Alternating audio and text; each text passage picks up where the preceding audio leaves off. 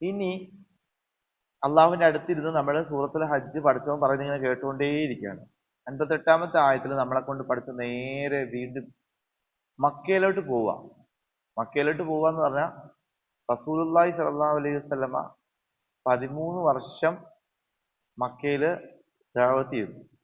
ഇടയ്ക്കിടയ്ക്ക് നബി സല്ലല്ലാഹു അലൈഹി വസല്ലമയുടെ അടുക്കലോട്ട് നമ്മൾ വന്നില്ലേ? ഇടയ്ക്കിടയ്ക്ക് വന്നില്ലായിരുന്നോ? അതെ അതെ, ഇടയ്ക്കിടയ്ക്ക് വന്നു, പിന്നെയും തിരിച്ചു വരിക. ഇപ്പൊ വീണ്ടും നബി സല്ലല്ലാഹു അലൈഹി വസല്ലമയുടെ അടുക്കൽ വന്നിട്ട് നബി മക്കയിൽ മദീനത്തോട്ട് ഹിജ്റ പോവുക. നബി സല്ലല്ലാഹു അലൈഹി വസല്ലം കൂടത്തിൽ പോയ കുറെ ആളുകളുണ്ട്. അവരുടെ വിഷയം നമ്മൾ പറയാൻ വേണ്ടി പോവാണ്. വല്ലദീന, ഒരു വിഭാഗം ആളുകൾ. നമ്മളിങ്ങനെ അള്ളാഹുവിനെ കേട്ടിരിക്കുക. ഒരു വിഭാഗം ആളുകൾ ഹാജറു ഫീ സബീലില്ല, അള്ളാഹുവിന്റെ മാർഗത്തില് ഹിജ്റ പോയി. ഹിജ്റ പോയി. ഈ ഹിജ്റ പോയത് കൊണ്ടാണ് ഇവിടെ മുഹാജിരീങ്ങൾ എന്ന് പറയുന്നത്. ആരാണ് മുഹാജിരീങ്ങൾ എന്ന് വെച്ചാൽ മക്കയിൽ നിന്നും മദീനത്തേക്ക് ഹിജ്റ പോയതാണ്. മക്കയിൽ നിന്നും മദീനത്തേക്കല്ല, ലോകത്ത് എങ്ങോട്ടേലും ഇസ്ലാമിന് വേണ്ടി അള്ളാഹുവിന്റെ മാർഗത്തിൽ യാത്ര ചെയ്തു കഴിഞ്ഞാൽ അതെല്ലാം ഹിജ്റ തന്നെയാണ്, മൈഗ്രേഷൻ തന്നെയാണ്. അന്ന് പോയത് അങ്ങോട്ടാണെന്ന് മാത്രം. അതിനു മുമ്പ് അബിസീനിയയിലേക്കും പോയായിരുന്നു. ഓക്കെ, അങ്ങനെ അവരുടെ പ്രത്യേകത എന്താ? അള്ളാഹുവിന്റെ മാർഗത്തിൽ അവർ ഹിജ്റ പോയി. സുമ്മ കുത്തിലും, പിന്നെ അവർ യുദ്ധം ചെയ്ത് മരണപ്പെട്ടു.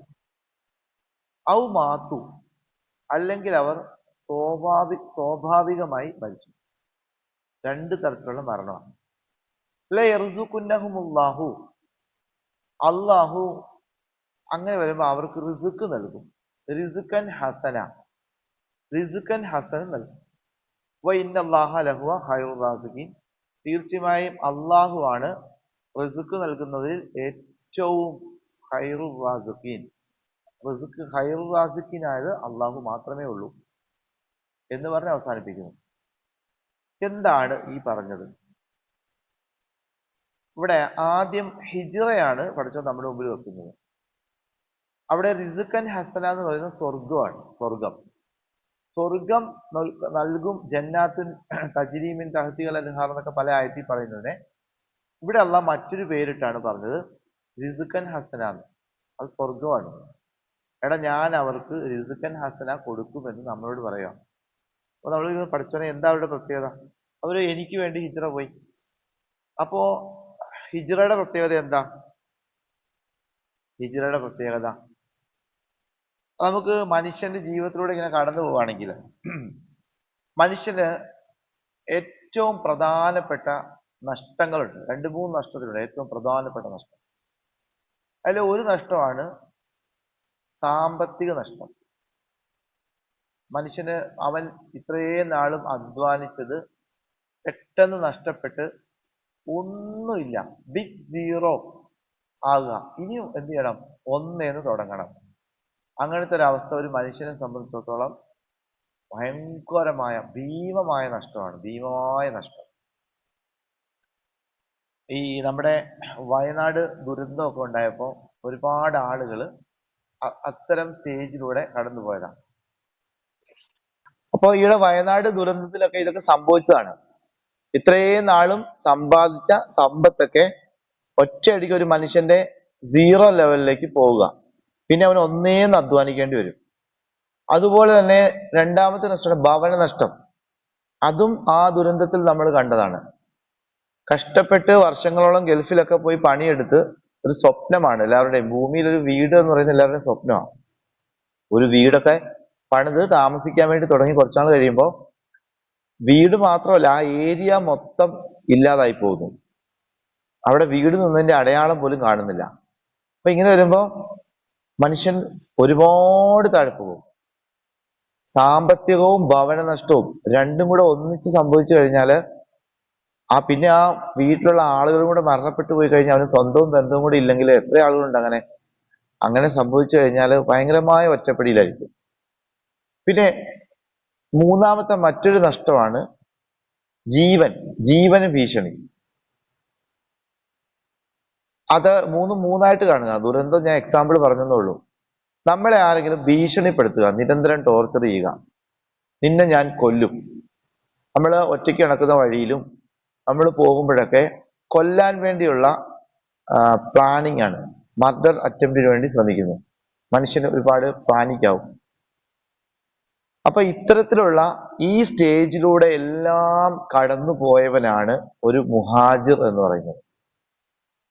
അള്ളാഹു എന്തിനാണ് ഇത്രയും വലിയ ഗിഫ്റ്റ് അവർക്ക് വെച്ചിരിക്കുന്നത് വെച്ചാല്, നമ്മൾ ഈ ഹിജ്റ പോയ സഹാബത്തിനെ മനസ്സിലാക്കേണ്ടത് അവർ ഒരു കുഴപ്പമില്ലാതെ മക്കയിൽ ജീവിച്ചുകൊണ്ടിരുന്നവരാ. അവർക്ക് ഒരു പ്രശ്നവും ഇല്ലായിരുന്നു. അവർ ഈ 360 വിഗ്രഹങ്ങളെയൊക്കെ പ്രാർത്ഥിച്ചുകൊണ്ടിരുന്ന റസൂലുള്ളാഹി സ്വല്ലല്ലാഹു അലൈഹി വസല്ലം ഇസ്ലാമിനെ പറഞ്ഞു കൊടുത്ത് ചെയ്യുന്നുണ്ട്. ഇസ്ലാമിനെ പറഞ്ഞു കൊടുത്ത് കൃത്യമായിട്ട് അവതരിപ്പിച്ചപ്പം അവർ ആ സത്യത്തെ പുൽകിയത് കൊണ്ട് ഈ ഖുറൈശികൾ, ആ നാട്ടുകാർ എന്ത് ചെയ്തു? കഴിഞ്ഞ ആയത്തുകളിലൊക്കെ നമ്മൾ പഠിച്ച് ഇസ്ലാമിനെ തടയുന്നവര് ഇവരെ ഉപദ്രവിക്കാൻ തുടങ്ങി. ഇവരെ കണ്ടമാനം ഉപദ്രവിക്കാൻ തുടങ്ങുമ്പോൾ റസൂലുള്ളാഹി സ്വല്ലല്ലാഹു അലൈഹി വസല്ലം പറഞ്ഞു, ചില ആളുകളെ, അതായത് ഈ കുടുംബക്കാര് റസൂലുള്ളാഹി സ്വല്ലല്ലാഹു അലൈഹി വസല്ലമയെ തൊടൂല. അതിന്റെ കാരണം ഹാഷിമി കുടുംബം, ഈ ഖുറൈശി ഗോത്രമാണെങ്കിലും കുടുംബത്തിന് ഭയങ്കരമായ പ്രാധാന്യമുണ്ട്. ഹാഷിമി കുടുംബം എന്ന് പറയുമ്പോൾ ആ കുടുംബത്തിൽ പ്രധാനമായിട്ടും റസൂലുള്ളാഹി സ്വല്ലല്ലാഹു അലൈഹി വസല്ലമയുടെ ജ്യേഷ്ഠ ബാപ്പാടെ ജ്യേഷ്ഠാനിയും സഹോദരങ്ങളിൽ വന്ന് ഒന്ന് അബൂജഹല്, ഒന്ന് അബൂലഹബ്. രണ്ടുപേരും ശത്രുപക്ഷത്താണ് നിൽക്കുന്നതെങ്കിലും ആ ഫാമിലി പെട്ടതാണ്. പിന്നെ അബൂ ത്വാലിബ്, അബ്ബാസ് റളിയല്ലാഹു അൻഹു, ഹംസ റളിയല്ലാഹു അൻഹു, ഇങ്ങനത്തെ കുറെ ഐറ്റംസിന്റെ അനിയന്റെ മകനാണ്. പിന്നെ ഇവർ വലിയൊരു ഫാമിലിയാ. അതുകൊണ്ട് നബി സല്ലല്ലാഹു അലൈഹി വസല്ലമയെ തൊടൂല. അപ്പൊ ഇവിടെ മറ്റൊരു ചോദ്യം കൂടെ ഉണ്ട്. അള്ളാഹുവിന് വേണമെങ്കിൽ ഒരു പ്രവാചകനായിട്ട് തിരഞ്ഞെടുക്കുമ്പം ഈ ഹാഷിമി കുടുംബത്തിൽ നിന്നൊരു മുഹമ്മദ് എന്നൊരാളെ എടുക്കാതെ അറേബ്യയിൽ നിന്ന് തന്നെ വീണ്ടും ഉമർ അള്ളാഹുവിന് തന്നെ വേറൊരു ഫാമിലിയാണല്ലോ. അതേപോലെ സായദ് കുടുംബം, ഹലീമ ബീവിയുടെ കുടുംബം, അങ്ങനെ പല കുടുംബം ഉണ്ടല്ലോ. ഏതെങ്കിലും ഒരു കുടുംബത്തിൽ നിന്ന് ഒരു അറബീനെ എടുത്താൽ പോരായിരുന്നു? എന്തുകൊണ്ടാണ് ഹാഷിമി കുടുംബത്തിൽ നിന്ന് തന്നെ ഒരു പ്രവാചകനെ തിരഞ്ഞെടുത്തത്, ഖുറൈശി പാരമ്പര്യത്തിൽ തന്നെ എടുത്തത് എന്ന വിഷയത്തില് ചരിത്രകാരന്മാര് ചർച്ച ചെയ്യുന്നുണ്ട്. അപ്പൊ അവര് ഒന്നടങ്കം ആ വിഷയത്തിൽ പറയുന്നത് എന്താ വെച്ചാൽ, അറബികള് കുടുംബത്തിന് ഭയങ്കരമായ പ്രാധാന്യം കൊടുത്തു.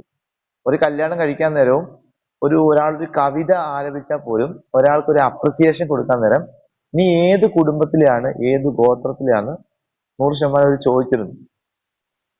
അപ്പോ അറിയപ്പെട്ട തറവാടും അറിയപ്പെട്ട കുടുംബത്തിലെ പയ്യനാണെങ്കിൽ ഒരു പ്രത്യേകമായ സ്വീകരണമാണ് അവർ കൊടുക്കുക. അല്ലാതെ ഒരു താഴെ ഇതിലാണ് മനുഷ്യനെ കുടുംബത്തിന്റെയും ഗോത്രത്തിന്റെയും അടിസ്ഥാനത്തിൽ അറബികൾ വേർതിരിച്ച് കണ്ടിരുന്നു. അതാണ് ഈ ഗോത്രപ്പക. ഒരു ഒട്ടകം, നമ്മൾ ഒരുപാട് പ്രഭാഷണം കേട്ടതാണ്. ഒരു കുടുംബത്തില് വിരുന്നിന് വന്നു വേറൊരു കുടുംബം. നമ്മൾ ഇന്നാണെങ്കിൽ ഇന്നോവ അല്ലെ, നമ്മുടെ വണ്ടി ട്രാവലറൊക്കെ ആയിട്ട് വരും ഒരുപാട് ആളുകൾ വരുമ്പോൾ. അപ്പൊ നമ്മുടെ വീട്ടില് പാർക്ക് ചെയ്യാൻ സ്ഥലമില്ല, നമ്മൾ എന്ത് ചെയ്യും? പറ. നിങ്ങളുടെ വീട്ടിലൊരു ഫാമിലി വിരുന്നിന് വന്നു, ഒരു വലിയ വണ്ടിയായിട്ടാ വന്നേ, നിങ്ങളുടെ വീടിന്റെ അവിടെ പാർക്ക് ചെയ്യാൻ സ്ഥലമില്ല. അപ്പൊ നിങ്ങൾ എന്ത് ചെയ്യും? ആ വണ്ടി പറഞ്ഞ്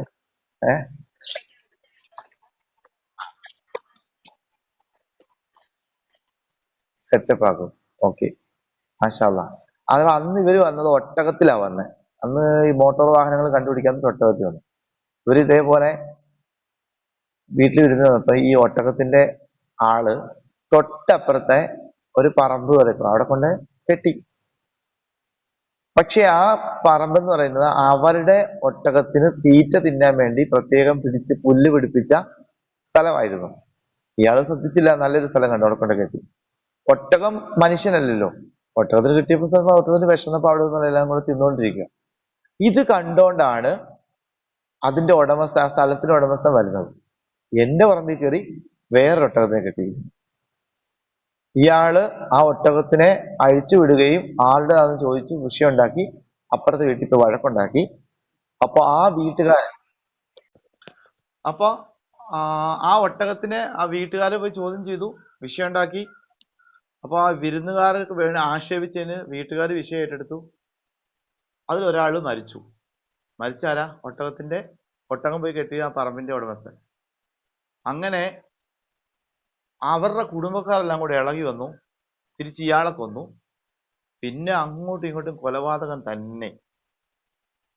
അങ്ങനെ 40 വർഷം ആ യുദ്ധം നീണ്ടു നിന്നു. അത്രയും പകയുള്ള ആൾക്കാരാണ്. കുടുംബത്തിൽ തന്നെ തിരിച്ചും മറിച്ചും തിരിച്ചത്. ഞാൻ പറഞ്ഞു തന്ന സഹാബാക്കൾക്കൊക്കെ ഈ ഒരു പാരമ്പര്യമുള്ള ആളുകളായിരുന്നു.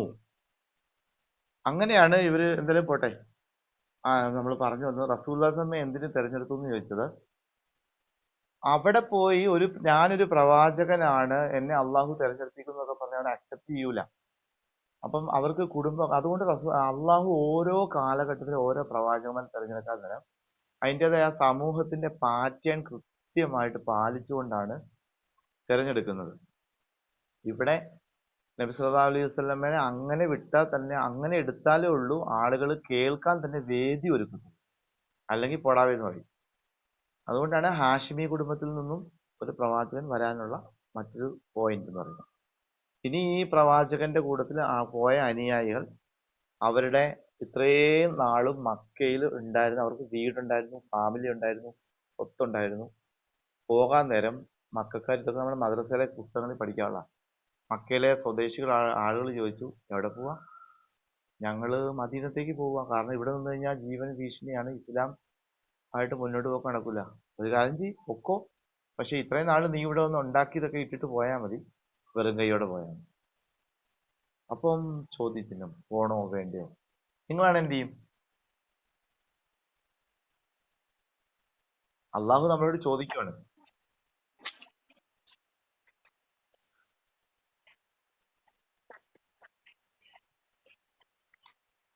അതെ,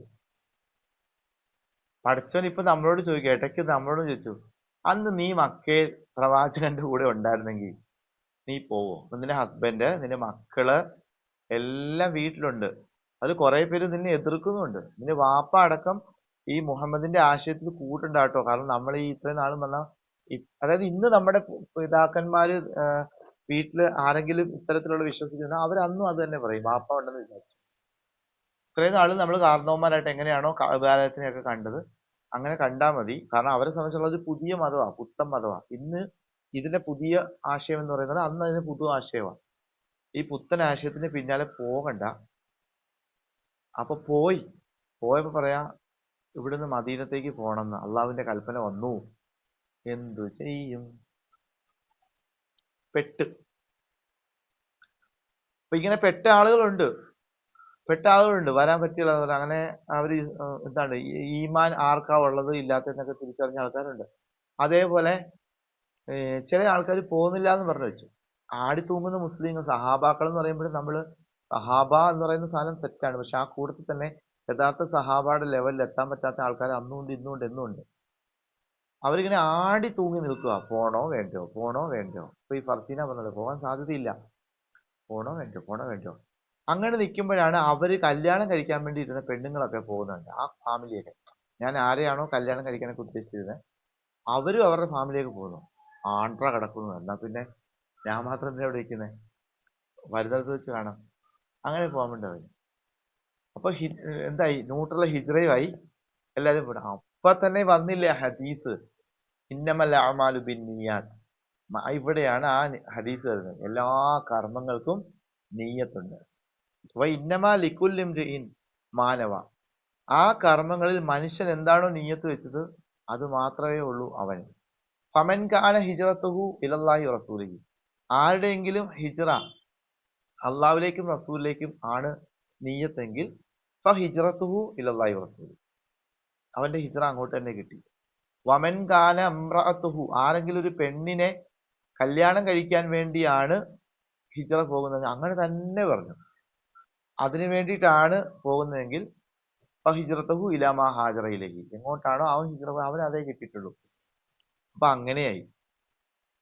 ചില ആളുകൾക്ക് മക്കയില് ഇഷ്ടമില്ല. ചില ആൾക്കാർക്കല്ലേ ഈ മൂവാറ്റുപുഴയൊക്കെ താമസിച്ച് മടുത്തു, ദൂരെ സൗദിയിലോ അല്ലെങ്കിൽ പശ്ചിമ ബംഗാളിലോ അവിടെയൊക്കെ പോയി, ഇനി കാശ്മീരിലൊക്കെ പോയി താമസിക്കാനാണ് താല്പര്യം, അവിടെ പോയി സെറ്റിൽ ആകാം.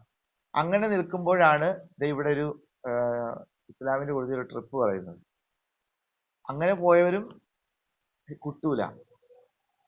ചുരുക്കം പറഞ്ഞാല് നിൽക്കുന്നിടത്ത് നിന്ന് എല്ലാം ഒഴിവാക്കിക്കൊണ്ട് പറിച്ചോണ്ട് പോകണം. പോകുമ്പോ നിന്റെ സമ്പത്തൊന്നും കൊണ്ടുപോകാൻ പറ്റില്ല, നിന്റെ കൂട്ടത്തിൽ കൂടാത്തവരെയും കൊണ്ടുപോകാൻ പറ്റില്ല, എല്ലാവരെയും വിട്ടിട്ട് കൂടാം. അങ്ങനെ വന്നപ്പോ ഭാര്യനെയും മക്കളെയും വിട്ടിട്ട് പോയ ഭർത്താക്കന്മാരുണ്ട്, ഭർത്താവിനെയും മക്കളെയും വിട്ടിട്ട് പോയ ഭാര്യയുണ്ട്, മക്കളെ വിട്ടിട്ട് പോയ മാതാപിതാക്കളുണ്ട്, മാതാപിതാക്കളെ വിട്ടിട്ട് പോയ മക്കളുണ്ട്. അങ്ങോട്ടും ഇങ്ങോട്ടും തന്നെ കിടക്കുക. അപ്പൊ ഈ പോക്ക് ചില്ലറ പോക്കാണോ? ആണോ? ആ, അല്ല.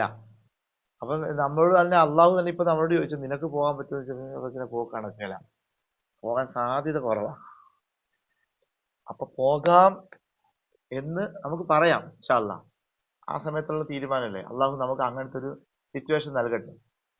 പോകാം, നമുക്ക് പോകാം. അങ്ങനെ പോയി കഴിഞ്ഞാൽ സുമ്മ കുത്തിലു, ആ മാർഗത്തില് മരണപ്പെടാനുള്ള സാധ്യത 100% ഉറപ്പാണ്. കാരണം വഴിയിൽ വെച്ച് ഇവരെ എത്രയോ ആളുകളെ തീർത്തു കളഞ്ഞു. അവിടെ ഒരാളെ മാത്രമേ ഉള്ളൂ ബാക്കിലോട്ട് പോയുള്ളൂ, ഉമർ റളിയല്ലാഹു. ഉമർ റളിയല്ലാഹു പോയപ്പോ വഴിയിൽ വെച്ച് ഉമ്മാര് വന്നപ്പോ പറഞ്ഞു, സിമ്പിൾ ഒരു ഡയലോഗ് പറഞ്ഞുള്ളൂ,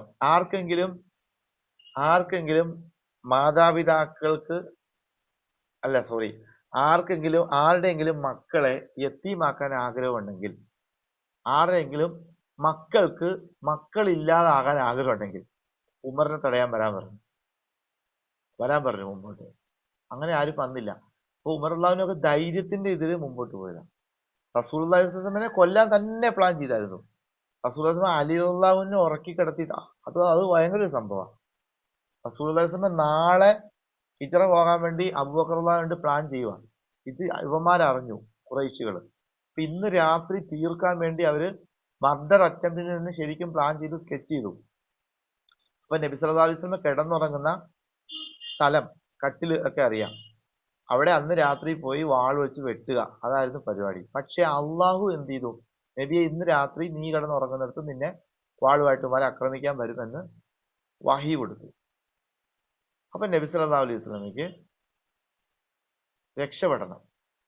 അപ്പൊ നബി സല്ലല്ലാഹു അലൈഹി വസല്ലം ആ കട്ടിലിൽ ഇല്ലെങ്കിൽ വരുന്നവർക്ക് മനസ്സിലായി ഇദ്ദേഹം ഹിജ്റ പോയിട്ടുണ്ട്. അപ്പൊ തന്നെ മദീനത്തേക്ക് പോകുന്ന വഴിയിൽ ഇവര് പല ആളുകളെ വിടും, വഴി വെച്ച് പിടിക്കും. അപ്പൊ നബി സല്ലല്ലാഹു അലൈഹി വസല്ലം കട്ടിലിൽ ഉണ്ട് എന്ന് തോന്നണം, എന്നാൽ കട്ടിലിൽ നബി കാണരുത്. ഞാൻ പറയുന്നത് ക്ലിയർ ആണല്ലോ. കട്ടിലിൽ നബി കാണുകയും ചെയ്യരുത്, കട്ടിലിൽ നബി ഉണ്ടെന്ന് ശത്രുക്കൾക്ക് തോന്നുകയും ചെയ്യണം. ആ സമയത്ത് എല്ലാവരും കട്ടിലിനെ ഫോക്കസ് ചെയ്യുമ്പോൾ നബിക്ക് ഉദ്ദേശിച്ച പോലെ പോകാം. അങ്ങനെ വരുമ്പോൾ നബിക്ക് പകരം ആര് കട്ടിലിൽ കിടക്കും? നബി പോയിട്ട് നബിയാണെന്ന് നബിയുടെ പുതപ്പ് പുതച്ച് ഉറങ്ങുന്ന പോലെ ആര് കട്ടിലേക്ക് കിടക്കും? കാരണം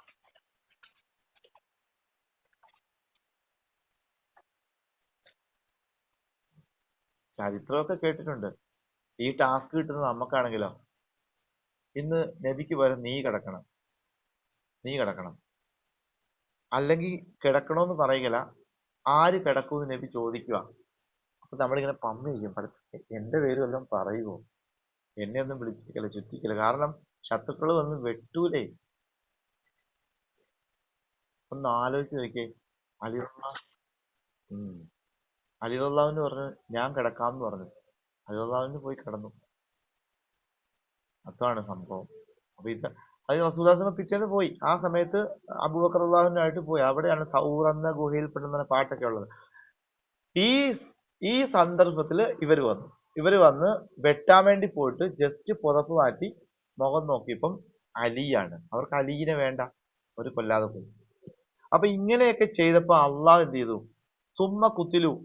അപ്പൊ കുത്തിലു എന്ന് പറയുന്നത് ഷഹീദാണ്. ഔ മാത്തു, അല്ലെങ്കിൽ സ്വാഭാവിക മരണമാണ്. ഇങ്ങനെ ഹിജ്റ പോകുന്നവർ ഒന്നുകിൽ പോരാടി മരിക്കേണ്ടി വരും, അല്ലെങ്കിൽ പോരാട്ടമൊന്നുമില്ല, സാധാരണ മാനുഷികമായ മരണം മരിക്കേണ്ടി വരും. അങ്ങനെ എന്താണെങ്കിലും കുഴപ്പമില്ല. ലയർസുഖന്നഹുമുല്ലാഹു റിസ്ഖൻ ഹസന, തീർച്ചയായും അള്ളാഹു അവർക്ക് സ്വർഗം കൊടുക്കുക തന്നെ ചെയ്യും. ഓ, ഈ ആയത്ത് ഇവര് പൊയ്ക്കൊണ്ടിരുന്ന വഴിക്ക് ഇറങ്ങി, എത്രയോ സമാധാനമായി.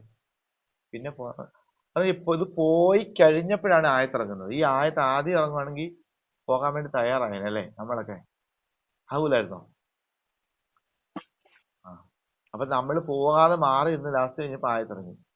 ഇനി വരണ്ട, അല്ല ഇനി പോയാലും കിട്ടും. കാരണം ഈ ആയത്തിനെ വിശ്വസിക്കുന്നുണ്ടാണല്ലോ രണ്ടാമത് പോകാൻ തയ്യാറാകുന്നത്. അപ്പൊ ഇവിടെ കുത്തിലു മാത്തു, കുത്തിലു എന്ന് പറഞ്ഞാല് ഷഹീദായി, പോരാടി മരിച്ചു. ഔ മാത്തു അല്ലെങ്കിൽ സാധാരണ മരണം. അവിടെ മുൻഗണന കൊടുത്തിരിക്കുന്നവയ്ക്ക് ആദ്യം പറയുന്നത് കുത്തിലുവ. അള്ളാഹുവിന് ഏറ്റവും പ്രിയപ്പെട്ട മരണം ഷഹീദാണ്. രണ്ടാമതാണ് ഔ മാത്തു പറഞ്ഞത്. വേണമെങ്കിൽ ഒരു മനുഷ്യൻ ഇങ്ങനെ കൈകൊണ്ട് എഴുതി പോകുന്ന ഗ്രന്ഥമാണെങ്കിൽ അല്ലദീന ഹാജറു ഫി സബീലില്ലാഹി സുമ്മ മാത്തു ഔ കുത്തിലു എന്ന് പറഞ്ഞു പോകാമായിരുന്നു. പക്ഷെ സുമ്മ കുത്തിലു ഔ മാത്തു എന്നാ പറഞ്ഞത്. ഒന്നാം സ്ഥാനം കൊടുത്തത് ഷഹീദിന്റെ മരണമാണ്. അപ്പൊ എന്താണ് ഷഹീദിന്റെ മരണത്തിന് ഇത്രയും പ്രത്യേകത? ആ പേരിൽ തന്നെ ഉണ്ട് ഷഹീദ്. ഷഹീദ് എന്ന് പറഞ്ഞാൽ എന്താ? ഷഹാദത്ത്, സാക്ഷി, സാക്ഷ്യത്വം. ഇസ്ലാമിലേക്ക് ഒരാൾക്ക് എൻ്റർ ചെയ്യാൻ വേണ്ടിയുള്ള ക്രൈറ്റീരിയ ആണ് അഷ്ഹദു അല്ലാ ഇലാഹ ഇല്ലല്ലാഹു വഅഷ്ഹദു അന്ന മുഹമ്മദൻ റസൂലുള്ളാഹ്. ഇതാണ് ഷഹാദത്ത്, സാക്ഷ്യത്വം. ഈ ഷഹാദത്ത് എത്രത്തോളം പ്രാക്ടിക്കൽ വൽക്കരിച്ചു എന്ന് നോക്കുന്നതാണ് അവന്റെ 5 നേരത്തെ നമസ്കാരം. അപ്പൊ നമ്മൾ നമ്മുടെ നമസ്കാരത്തിലൂടെ നമ്മുടെ ഷഹാദത്തിനെ എന്ത് ചെയ്തു? അള്ളാഹുവിന്റെ അടുത്ത് ഊട്ടിയുറപ്പിച്ചു. അങ്ങനെയാണ് ഒരു വർഷത്തെ റമളാൻ വരുമ്പോൾ 30 ദിവസം നോമ്പ് വെച്ചപ്പോൾ നമ്മുടെ ഷഹാദത്ത് കലിമയെ നമ്മൾ വീണ്ടും ജീവിപ്പിച്ച് കാണിച്ചു. അപ്പൊ നമ്മൾ ശരീരം കൊണ്ടാണ് നമസ്കാരവും നോമ്പും ഷഹാദത്ത് കലിമയെ ജീവിപ്പിച്ചത്. സക്കാത്തിലേക്ക് വന്നപ്പം സമ്പത്ത് കൊണ്ട് എൻ്റെ ഷഹാദത്തിനെ ഞാൻ വീണ്ടും ജീവിപ്പിച്ച് കാണിച്ചു. പിന്നെ ഹജ്ജിലേക്ക് വരുമ്പോൾ എൻ്റെ സമയം, എൻ്റെ സമ്പത്ത്, എൻ്റെ ത്യാഗം എല്ലാം നമ്മൾ ഹജ്ജിന് പോയതല്ലേ കുറച്ച് ആഴ്ചകൾക്ക് മുമ്പ്. അപ്പോൾ അത്രയും ദിവസം പോയി എൻ്റെ ഷഹാദത്ത് ഞാൻ അവിടെ കാണിച്ചു. ഇങ്ങനെ ഷഹാദത്ത് കൽമയെ ജീവിപ്പിച്ചുകൊണ്ടേയിരിക്കണം മനുഷ്യൻ മരണം വരെ. ഈ ഷഹാദത്തിന് അപ്പുറത്തേക്ക് ഒരു വ്യക്തിക്ക് അള്ളാഹ് കൊടുക്കാൻ പറ്റുന്ന ഏറ്റവും വലിയ ഷഹാദത്താണ് ആ മാർഗത്തിൽ മരണപ്പെടുക എന്ന് പറയുന്നത്. ജീവൻ പോലും അള്ളാഹുവിന് വേണ്ടി കൊടുക്കുക എന്ന് പറയുന്നത്. അതാണ് ഷഹീദ്. ഏറ്റവും വലിയ ഷഹീദ്, ഏറ്റവും വലിയ ഷഹീദ്. നമ്മൾ ശരീരം കൊണ്ടും ആഹാരം കൊണ്ടും സമ്പത്ത് കൊണ്ട് കൊടുക്കുമ്പോൾ അവരെന്ത് ചെയ്തു? അവരുടെ ജീവൻ കൊണ്ട് തന്നെ കൊടുത്തേച്ചു. അതുകൊണ്ട് തന്നെ ഇവരുടെ ഒന്നാമത്തെ തുള്ളി രക്തം മണ്ണിൽ വീഴുമ്പോൾ ജനിച്ച മുതൽ അപ്പഴം വരെയുള്ള എല്ലാ പാപങ്ങളും മറിച്ചു എല്ലാം പുറത്തു കളയും. കടമുള്ളവരെ മാത്രമേ പഠിച്ച പിന്നെ പിടിക്കുകയുള്ളൂ. ഷഹീദിനെ പോലും പിടിച്ചു വയ്ക്കും. കടത്തോടു കൂടി മരണപ്പെട്ടു. കടമില്ലാത്ത ആളുകൾക്ക് ഓക്കെ. കാരണം അപ്പൊ ഷഹീദിനെ പോലും കടത്തിന്റെ പേരിൽ പിടിക്കും എന്ന് നമുക്ക് മനസ്സിലായല്ലോ. അപ്പൊ ഇതിനെ മുൻതൂക്കം കൊടുത്തു. കുത്തിലു ഔ മാത്തു ലയർസുഖുന്നഹുമുല്ലാഹു റിസ്ഖൻ ഹസന. സ്വർഗം എന്ന് പറയുന്നതിന് അപ്പുറത്തേക്ക് അള്ളാഹു പറഞ്ഞിട്ടുണ്ട് റിസ്ക് നൽകും, റിസ്ഖൻ ഹസന. നമ്മുടെ വിചാരം റിസ്ക് എന്ന് പറഞ്ഞാൽ ആഹാരം, ഉപജീവനം എന്നാണ്. റിസ്ക് എന്ന് പറഞ്ഞാല് വിഭവം എന്നാണ് അർത്ഥം. അതിന്റെ ഒരു പാർട്ട് മാത്രമാണ് ആഹാരം എന്ന് പറയുന്നത്. എല്ലാ പടച്ചതമ്പുരാൻ നൽകിയ സ്കില്ലുകളും സമയവും ആയുസ്സും ആരോഗ്യവും സമ്പത്തും മക്കളും ബുദ്ധിയും വിജ്ഞാനവും എല്ലാം റിസ്ക്കാണ്. ചില ആളുകൾക്ക് റിസ്ക് കൊടുത്തിരിക്കുന്നത് സമ്പത്തിലൂടെയാണെങ്കിൽ ചില ആളുകൾക്ക് റിസ്ക് കൊടുത്തിരിക്കുന്നത് ബുദ്ധിശക്തിയിലൂടെയാണ്, സ്കില്ലിലൂടെയാണ്. ചില ആളുകൾക്ക് അള്ളാഹു റിസ്ക് കൊടുത്തിരിക്കുന്നത് നല്ല ഫാമിലി ലൈഫിലാണെങ്കിൽ ചില ആളുകൾക്ക് അള്ളാഹു റിസ്ക് കൊടുത്തിരിക്കുന്നത് നല്ല ശാരീരിക ആരോഗ്യത്തിലൂടെ ആയിരിക്കും. മനസ്സിലായില്ലേ? വ്യത്യസ്തമായ രീതിയിലാണ് അള്ളാഹു റിസ്ക് ആളുകൾക്ക് കൊടുക്കുന്നത്. ആരും എന്തല്ല, ദരിദ്രരല്ല. ദുനിയാവിലെ കൺസെപ്റ്റില് സമ്പത്തുള്ളവൻ സമ്പന്നനും സമ്പത്തില്ലാത്ത ആഹാരം കൃത്യമായി ലഭിക്കാത്തവൻ ദരിദ്രനും. അള്ളാഹുവിന്റെ നോട്ടത്തില് അങ്ങനെയല്ല ഒരാള് സമ്പന്നൻ എന്ന് പറയുന്നത്. ഇപ്പൊ ഒരാൾക്ക് ഇഷ്ടംപോലെ ക്യാഷ് ഉണ്ട്, അയാള് സമ്പത്തിന്റെ വിഷയത്തിൽ റിസ്ക് കിട്ടിയ ഒരു സമ്പന്നൻ എന്ന് പറയാം. പക്ഷെ വേറൊരാൾക്ക് ക്യാഷ് ഇല്ല, പക്ഷെ അയാൾക്ക് നല്ല ബുദ്ധിശക്തി ഉണ്ട്.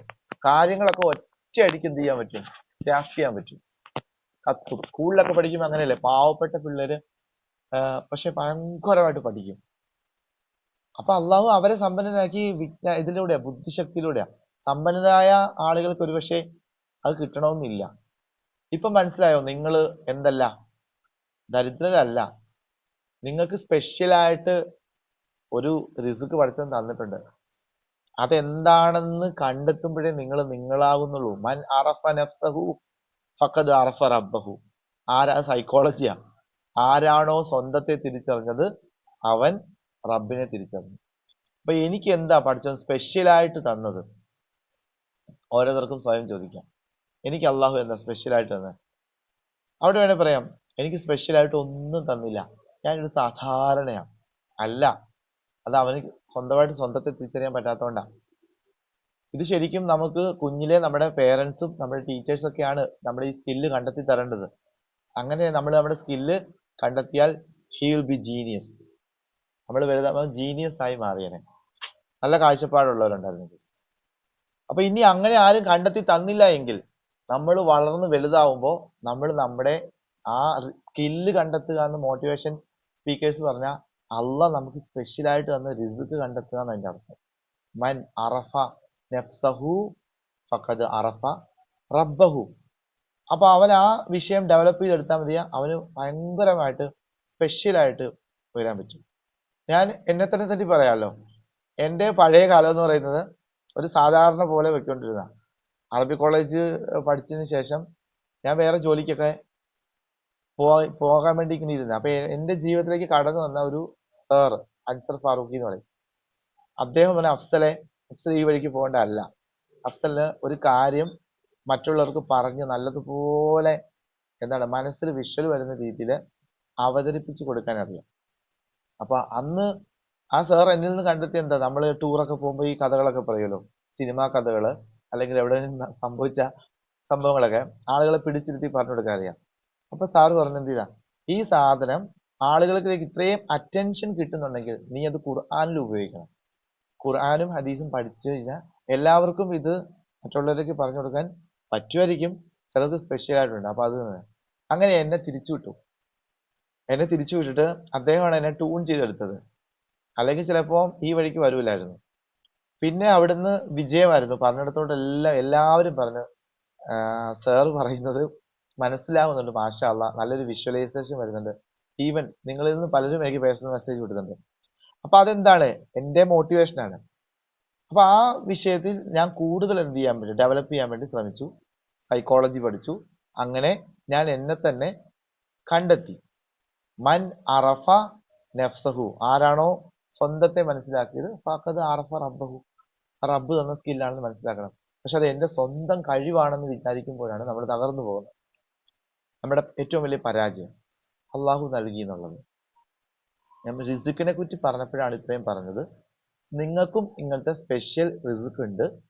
അത് നമുക്കൊരു കൂട്ടായ്മയിൽ നിന്ന് ഒരു അധ്യാപകൻ കുട്ടികളെ ഇങ്ങനെ, എല്ലാവരും സ്റ്റുഡന്റ് ആണല്ലോ എത്ര പ്രായം ഉണ്ടെങ്കിലും, ഒരു ഖുർആൻ ക്ലാസ്സിലൂടെയൊക്കെ ഓരോരുത്തരെ ഇങ്ങനെയായിട്ട് സംവദിക്കുമ്പോൾ എന്താണ് അവരുടെ റിസ്ക് എന്ന് കൃത്യമായിട്ട് നമുക്ക് ഐഡന്റിഫൈ ചെയ്യാൻ പറ്റും. അപ്പൊ അവരെ ആ വിഷയത്തിലേക്ക് തിരിച്ചു വിട്ടു കഴിഞ്ഞാൽ അവരതാകും.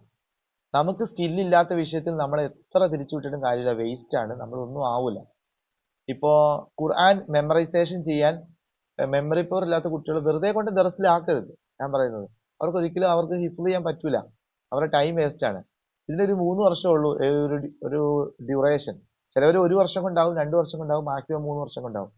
5 വർഷം കൊണ്ടൊക്കെ നിന്നിട്ട് ആകാത്തവരെ അവരെ ആ പണിക്ക് വിടരുത്.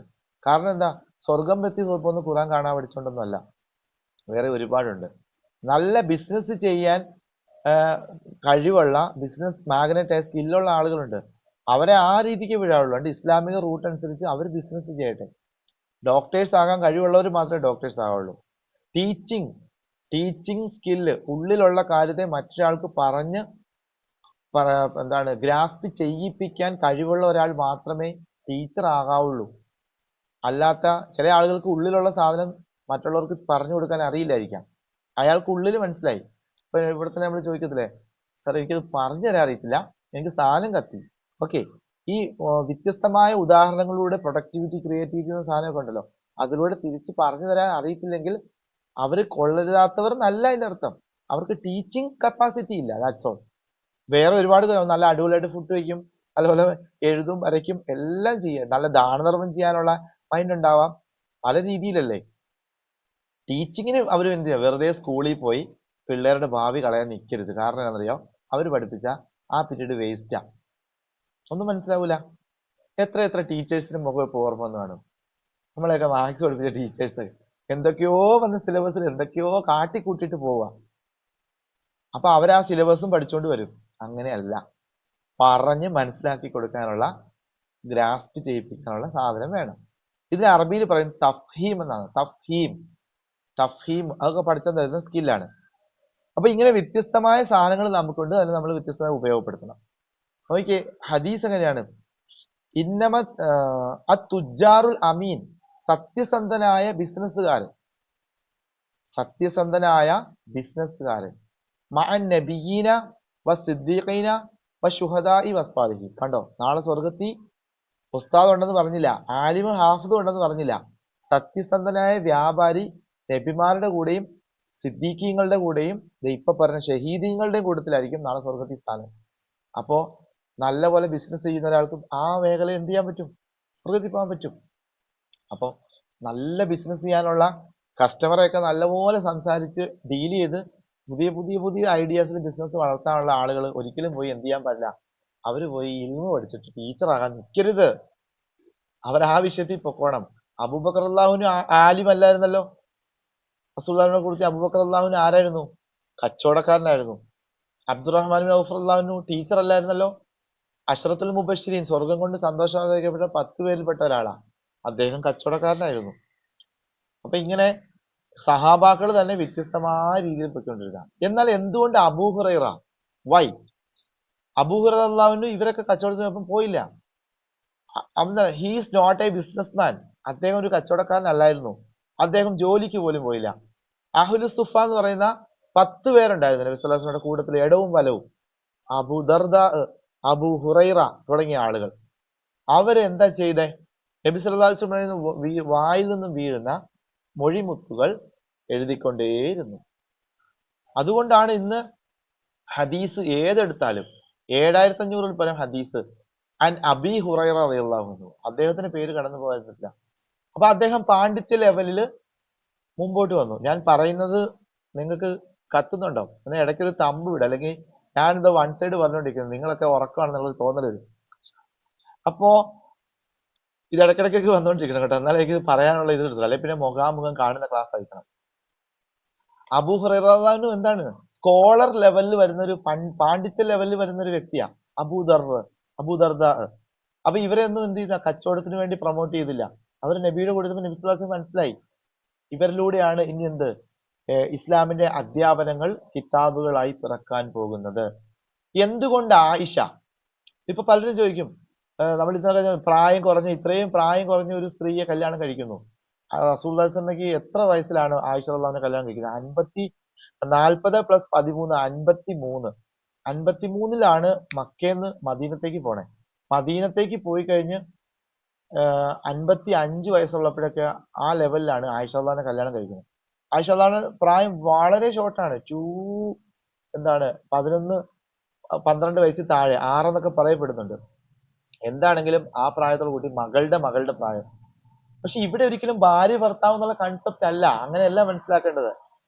റസൂലുള്ളാഹിയുടെ 11 ഭാര്യമാരിലെ ഏറ്റവും ചുറുചുറുക്കുള്ള, ഇനിയുള്ള നബിയുമായിട്ടുള്ള ആ ഒരുമിച്ചുള്ള മിങ്കിളായിട്ടുള്ള ജീവിതത്തിൽ, നബിയുടെ രഹസ്യ ജീവിതത്തിൽ നിന്നും ഒരുപാട് പഠിച്ചെടുത്ത് ലോകത്തെ പഠിപ്പിക്കാൻ നല്ല ടീച്ചിങ് സ്കില്ലുള്ള ഒരു പെണ്ണ് വേണം. മനസ്സിലായോ? ആ സമയത്ത് നബിയുടെ ഒപ്പം 55 വയസ്സുള്ള എന്താണ് ഓർമ്മയും നടുവേദനയും മുട്ടുവേദനയുള്ള ഒരാളെ അല്ല ഭാര്യയാക്കി കൊടുക്കണ്ടേ.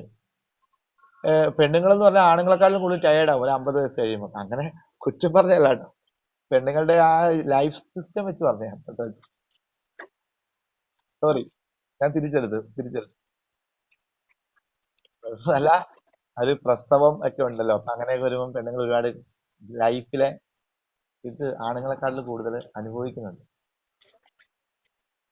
തീർച്ചയായിട്ടും.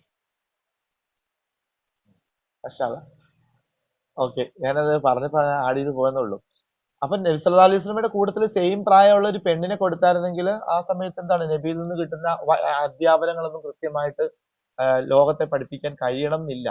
കാരണം അവരുടെ പ്രായത്തിൻ്റെതായ പ്രശ്നം, മെമ്മറി പ്രശ്നം, ഇങ്ങനത്തെ ഒരുപാട് സംഗതികൾ വരും. അപ്പൊ അതുകൊണ്ട് തന്നെ സഫിയ, ജുവൈരിയ, ആയിഷ എന്നൊക്കെ പറയുന്ന ചെറുപ്പക്കാരികളെ അള്ളാഹു കൊടുക്കുന്ന എന്താണ്, നബിയിൽ നിന്നും കൃത്യമായി കാര്യങ്ങളെ പഠിച്ച് മനസ്സിലാക്കി നബി സല്ലല്ലാഹു അലൈഹി വസല്ലം മരിച്ചു കഴിഞ്ഞാലും ഇവർക്ക് പ്രായം എത്രയായിരിക്കും? ആയിഷ റസൂലുള്ളാഹി സ്വല്ലല്ലാഹു അലൈഹി വസല്ലം മരണപ്പെടുമ്പോൾ ആയിഷ റളിയല്ലാഹു അൻഹയുടെ പ്രായം തന്നെ ഒരു 30 വയസ്സ് താഴെ ഉള്ളൂ, 25 വയസ്സൊക്കെ ഉള്ളൂ. അപ്പം ഇനിയും ജീവിക്കണം 10-70 വർഷക്കാലം. അപ്പൊ ഇനി വരുന്ന തലമുറേനെ 2 തലമുറയിലും കാണണം നബിയുടെ ഭാര്യ. അവിടം വരെ പറഞ്ഞു കൊടുക്കാനുള്ള ഒരു ബ്രിഡ്ജ് പണിതിടണം. അതേസമയത്ത് നബിയുടെ ഒപ്പം തന്നെ ഭാര്യയും മരിച്ചു പോയി കഴിഞ്ഞാലോ പിന്നെ ആരാ ഇതൊക്കെ പഠിപ്പിച്ചു കൊടുക്കാനുള്ളത്? അവരിൽ നിന്നും അന്നത്തെ കാലത്ത് കേട്ട ആളുകൾ. അപ്പൊ വ്യത്യാസം വരും. ഓക്കെ, ഇതൊക്കെ സമ്മതിക്കകത്ത് വരണം കേട്ടോ. അല്ലാതെ നിങ്ങൾ തഫ്സീറിൽ പോയി ChatGPT പോയിട്ട് ഇത്തരം പ്രൊഡക്ടിവിറ്റി ആയ ചിന്തകളാണ് നമുക്ക് വരേണ്ടത്. നമ്മൾ എന്തിനാണ് ഇത് പറഞ്ഞതെന്ന് വെച്ചാല് റിസുക്കുമായിട്ട് ബന്ധപ്പെട്ട വ്യത്യസ്തമായ റിസുക്കുകൾ പഠിച്ചവൻ തന്നിട്ടുണ്ട്. നബിക്ക് പോലും ഇത് കൊടുത്തപ്പോൾ ഇത് നിർസാദ് അത് കണ്ടിട്ടുണ്ട്, മനസ്സിലാക്കിയിട്ടുണ്ട്. വ ഇന്നല്ലാഹ ലഹുവ ഖൈറുർ റാസിഖീൻ. ഈ ആയത്ത് നമുക്കുള്ള കേട്ടോ. ഈ ആയത്ത് നമുക്കുള്ളതാണ്. അള്ളാഹുവിന്റെ അടുത്തിരിക്കുന്ന നമ്മളോട് പറയാണ്, തീർച്ചയായും അള്ളാഹു ആണ് ഏറ്റവും നല്ല റിസുക്ക് നൽകുന്നത്. അതുകൊണ്ട് നിനക്കും തന്നിട്ടുണ്ട്. നീ നിന്റെ റിസുക്ക് തിരിച്ചറിഞ്ഞിട്ടുണ്ടോ? തിരിച്ചറിഞ്ഞവര് കൈപൊക്കിക്കേ. ആരും ഇല്ല പൊക്കാൻ. നിങ്ങൾ നിങ്ങളുടെ റിസുക്ക് തിരിച്ചറിഞ്ഞിട്ടില്ല? അറിഞ്ഞിട്ടുണ്ട്. മാഷാ അല്ലാഹ്. അറിഞ്ഞപ്പോഴേക്കും വൈകിപ്പോയല്ലേ? അങ്ങനെയും കാണും. ഇനി 59-ാമത്തെ ആയത്ത്. അവരിപ്പോ ഓൾറെഡി എന്താണ് സ്വർഗം കൊടുക്കാന്ന് വെച്ചു. ഇനി ആ സ്വർഗത്തിലുള്ള എൻട്രൻസിനെ പറ്റിയാണ് പറയുന്നത്. ഇന്ന് ഒരാൾ ചോദിച്ചായിരുന്നു, ഒരായത്തിന് ഇത്രയും എക്സ്പ്ലെയിൻ ചെയ്തതിനു ശേഷം ടോട്ടലി ആയത്ത് വായിച്ചിട്ടൊന്ന് മീനിങ് പറയാമെന്ന്. പറയാം. വല്ലദീന ഹാജറൂ ഫീ സബീലില്ലാഹ് സുമ്മ ഖുതിലൂ ഔ മാതൂ ലയർസുഖന്നഹുമുല്ലാഹു റിസ്ഖൻ ഹസനാ വഇന്നല്ലാഹ ലഹുവ ഖൈറുർ റാസിഖീൻ. വല്ലദീന ഹാജറു, അള്ളാഹുവിന്റെ മാർഗത്തിൽ ഹിജ്റ പോയ ആളുകൾ, വല്ലദീന ഹാജറു ഫീ സബീലില്ലാഹ്, അള്ളാഹുവിന്റെ മാർഗത്തിൽ ഹിജ്റ പോയ ആളുകൾ, സുമ്മ കുത്തിലു, ഒന്നുകിൽ അവർ ഷഹീദായി, ഔ മാത്തു, അല്ലെങ്കിൽ അവർ സാധാരണ മരണം സംഭവിച്ചു. അങ്ങനെയുള്ള ആളുകൾക്ക് ലയർസുഖന്നഹുമുല്ലാഹു റിസ്ഖൻ ഹസന, അള്ളാഹു റിസ്ഖൻ ഹസന് നൽകുന്നതാണ്, എന്ന് വെച്ചാൽ സ്വർഗം. വ ഇന്നല്ലാഹ ലഹുവ ഖൈറുർ റാസിഖീൻ, തീർച്ചയായും അള്ളാഹു ആണ് ഏറ്റവും നല്ല റിസ്ഖ് നൽകുന്നവൻ. ഇത് നമ്മളോടാ പറഞ്ഞത്. എൻ്റെ അടുത്തിരിക്കുന്ന, എന്നെ കേട്ടുകൊണ്ടിരിക്കുന്ന എൻ്റെ അടിമയെ, ഞാനാണ് ഏറ്റവും നല്ല റിസ്ഖ് നൽകുന്നത്. അപ്പൊ നീ പറയുന്നത് ഞാൻ നിനക്കൊന്നും നൽകിയിട്ടില്ലെന്നാണോ? നീ വിചാരിച്ചത് സമ്പത്ത് മാത്രമാണെന്നാണോ റിസ്ഖ്? അല്ല കേട്ടോ, അത് വ്യത്യസ്തമാണ്. നീ അങ്ങനെ പാവപ്പെട്ടതല്ല. നിനക്ക് സ്പെഷ്യൽ ആയിട്ടൊരു സാധനമുണ്ട്. പക്ഷെ നീ ഇത്ര നാളും തിരിച്ചറിയാത്തത് കൊണ്ടാണ്. നീ ശ്രദ്ധിക്കാഞ്ഞത്? നീ അത് ശ്രദ്ധിച്ചാൽ പോരായിരുന്നോ? എന്നിട്ട് ആ വിഷയത്തിൽ എനിക്ക് നന്ദി കാണിച്ചാൽ പോരായിരുന്നോ എന്നൊക്കെ പഠിച്ചും ചോദിച്ചു. അപ്പൊ ഇൻഷാ അല്ലാഹ് ഇന്ന് പോലെ അതിന് ശ്രദ്ധിച്ചു തുടങ്ങിക്കും. 59. അവർക്ക്, ഏതാ? ഈ ഹിജ്റ പോയ, ഇത്രയും കഷ്ടപ്പെട്ട് ഷഹീദാവുകയോ ആ വിഷയത്തിൽ മരിക്കുകയോ ചെയ്ത ആളുകൾക്ക് ല യുദ്ഖിലന്നഹും, അള്ളാഹു അവരെ പ്രവേശിപ്പിക്കും. മുദ്ഖലൻ, ഇവിടെയും യുദ്ഖിലന്നഹും മുദ്ഖലൻ യർളൗനഹു, അവർ തൃപ്തിപ്പെടുന്ന സ്വർഗത്തിൽ പ്രവേശിപ്പിക്കും എന്നാണ് അർത്ഥം. പക്ഷെ അങ്ങനെയല്ല. ഞാൻ നിങ്ങളെ അതിന്റെ ആഴങ്ങളിലേക്ക് കൂട്ടിക്കൊണ്ടു പോകാം. വ ഇന്നല്ലാഹ അലീമുൻ ഹലീം, തീർച്ചയായും അള്ളാഹു അലീമാണ് ഹലീമാണ്. 2 അസ്മാ സിഫാത്ത്. എല്ലാം അറിയുന്നവനാണ്, ഹലീമാണ്, കൃപയുള്ളവനാണ്, സോഫ്റ്റ് ആണ്, സൗമ്യനാണ്. ഇനി നമുക്ക് ഈ ഖുർആനിലെ പഠിച്ചവൻ ചർച്ച ചെയ്യുന്ന സൈക്കോളജിയിലോട്ട് ഇറങ്ങിപ്പോ. എന്തുകൊണ്ടാണ് ഇങ്ങനെ പറഞ്ഞത്? ലേ യുദ്ഖിലന്നഹും, തീർച്ചയായും അള്ളാഹു അവരെ പ്രവേശിപ്പിക്കും. മുദ്ഖലൻ, ഒരു പ്രവേശിപ്പിക്കൽ. ആ വാക്കിന്റെ അർത്ഥം അങ്ങനെയാണ്, ഒരു പ്രവേശിപ്പിക്കൽ, പ്രവേശിപ്പിക്കും. യർളൗനഹു, ആ പ്രവേശിപ്പിക്കലിൽ അവർ തൃപ്തിയുള്ളവരായിരിക്കും. സ്വർഗത്തിൽ കയറ്റുന്നതിന് പടച്ചവൻ ഉപയോഗിച്ച വാക്കാണ് ഞാൻ ഈ പറയുന്നത്. ആ സ്വർഗത്തിൽ കയറുന്ന ഒരു അവസ്ഥയ്ക്ക് ഒരു വിഷ്വലൈസേഷൻ, ഒരു ഇമാജിനറി ഇട്ട് തരുവാണ്. സ്വർഗത്തിൽ കയറ്റുന്ന ആളെ ഒരു പ്രവേശിപ്പിക്കൽ അങ്ങോട്ട് പ്രവേശിപ്പിക്കും. ആ പ്രവേശിപ്പിക്കലിൽ അവർ സമ്പൂർണ്ണ തൃപ്തിയായിരിക്കും. ഇതെന്താണെന്ന് അറിയാമോ ഇങ്ങനെ പറയാനുള്ള കാരണം? നമ്മളൊരു യാത്ര ചെയ്യുക. നമ്മളൊരു യാത്ര ചെയ്യുമ്പോൾ നമ്മളെല്ലാവരും, ഇപ്പൊ ഈ ഖുർആൻ ക്ലാസ് ഇരിക്കുന്ന എല്ലാവരും ഒരു യാത്ര ചെയ്യുക, ബസ്സിലാന്ന് വിചാരിക്കുക. അപ്പൊ ഒരാൾ പറയാണ്, ഇന്ന സ്ഥലത്ത് നല്ലൊരു ഹോട്ടലുണ്ട്, സൂപ്പർ ഫുഡാ, ഒരു രക്ഷയില്ല, നമുക്ക് അവിടെ വണ്ടി നിർത്താം. ഓക്കെ, ആ സ്ഥലം കണ്ടുപിടിച്ച് നമ്മൾ വണ്ടി നിർത്തി.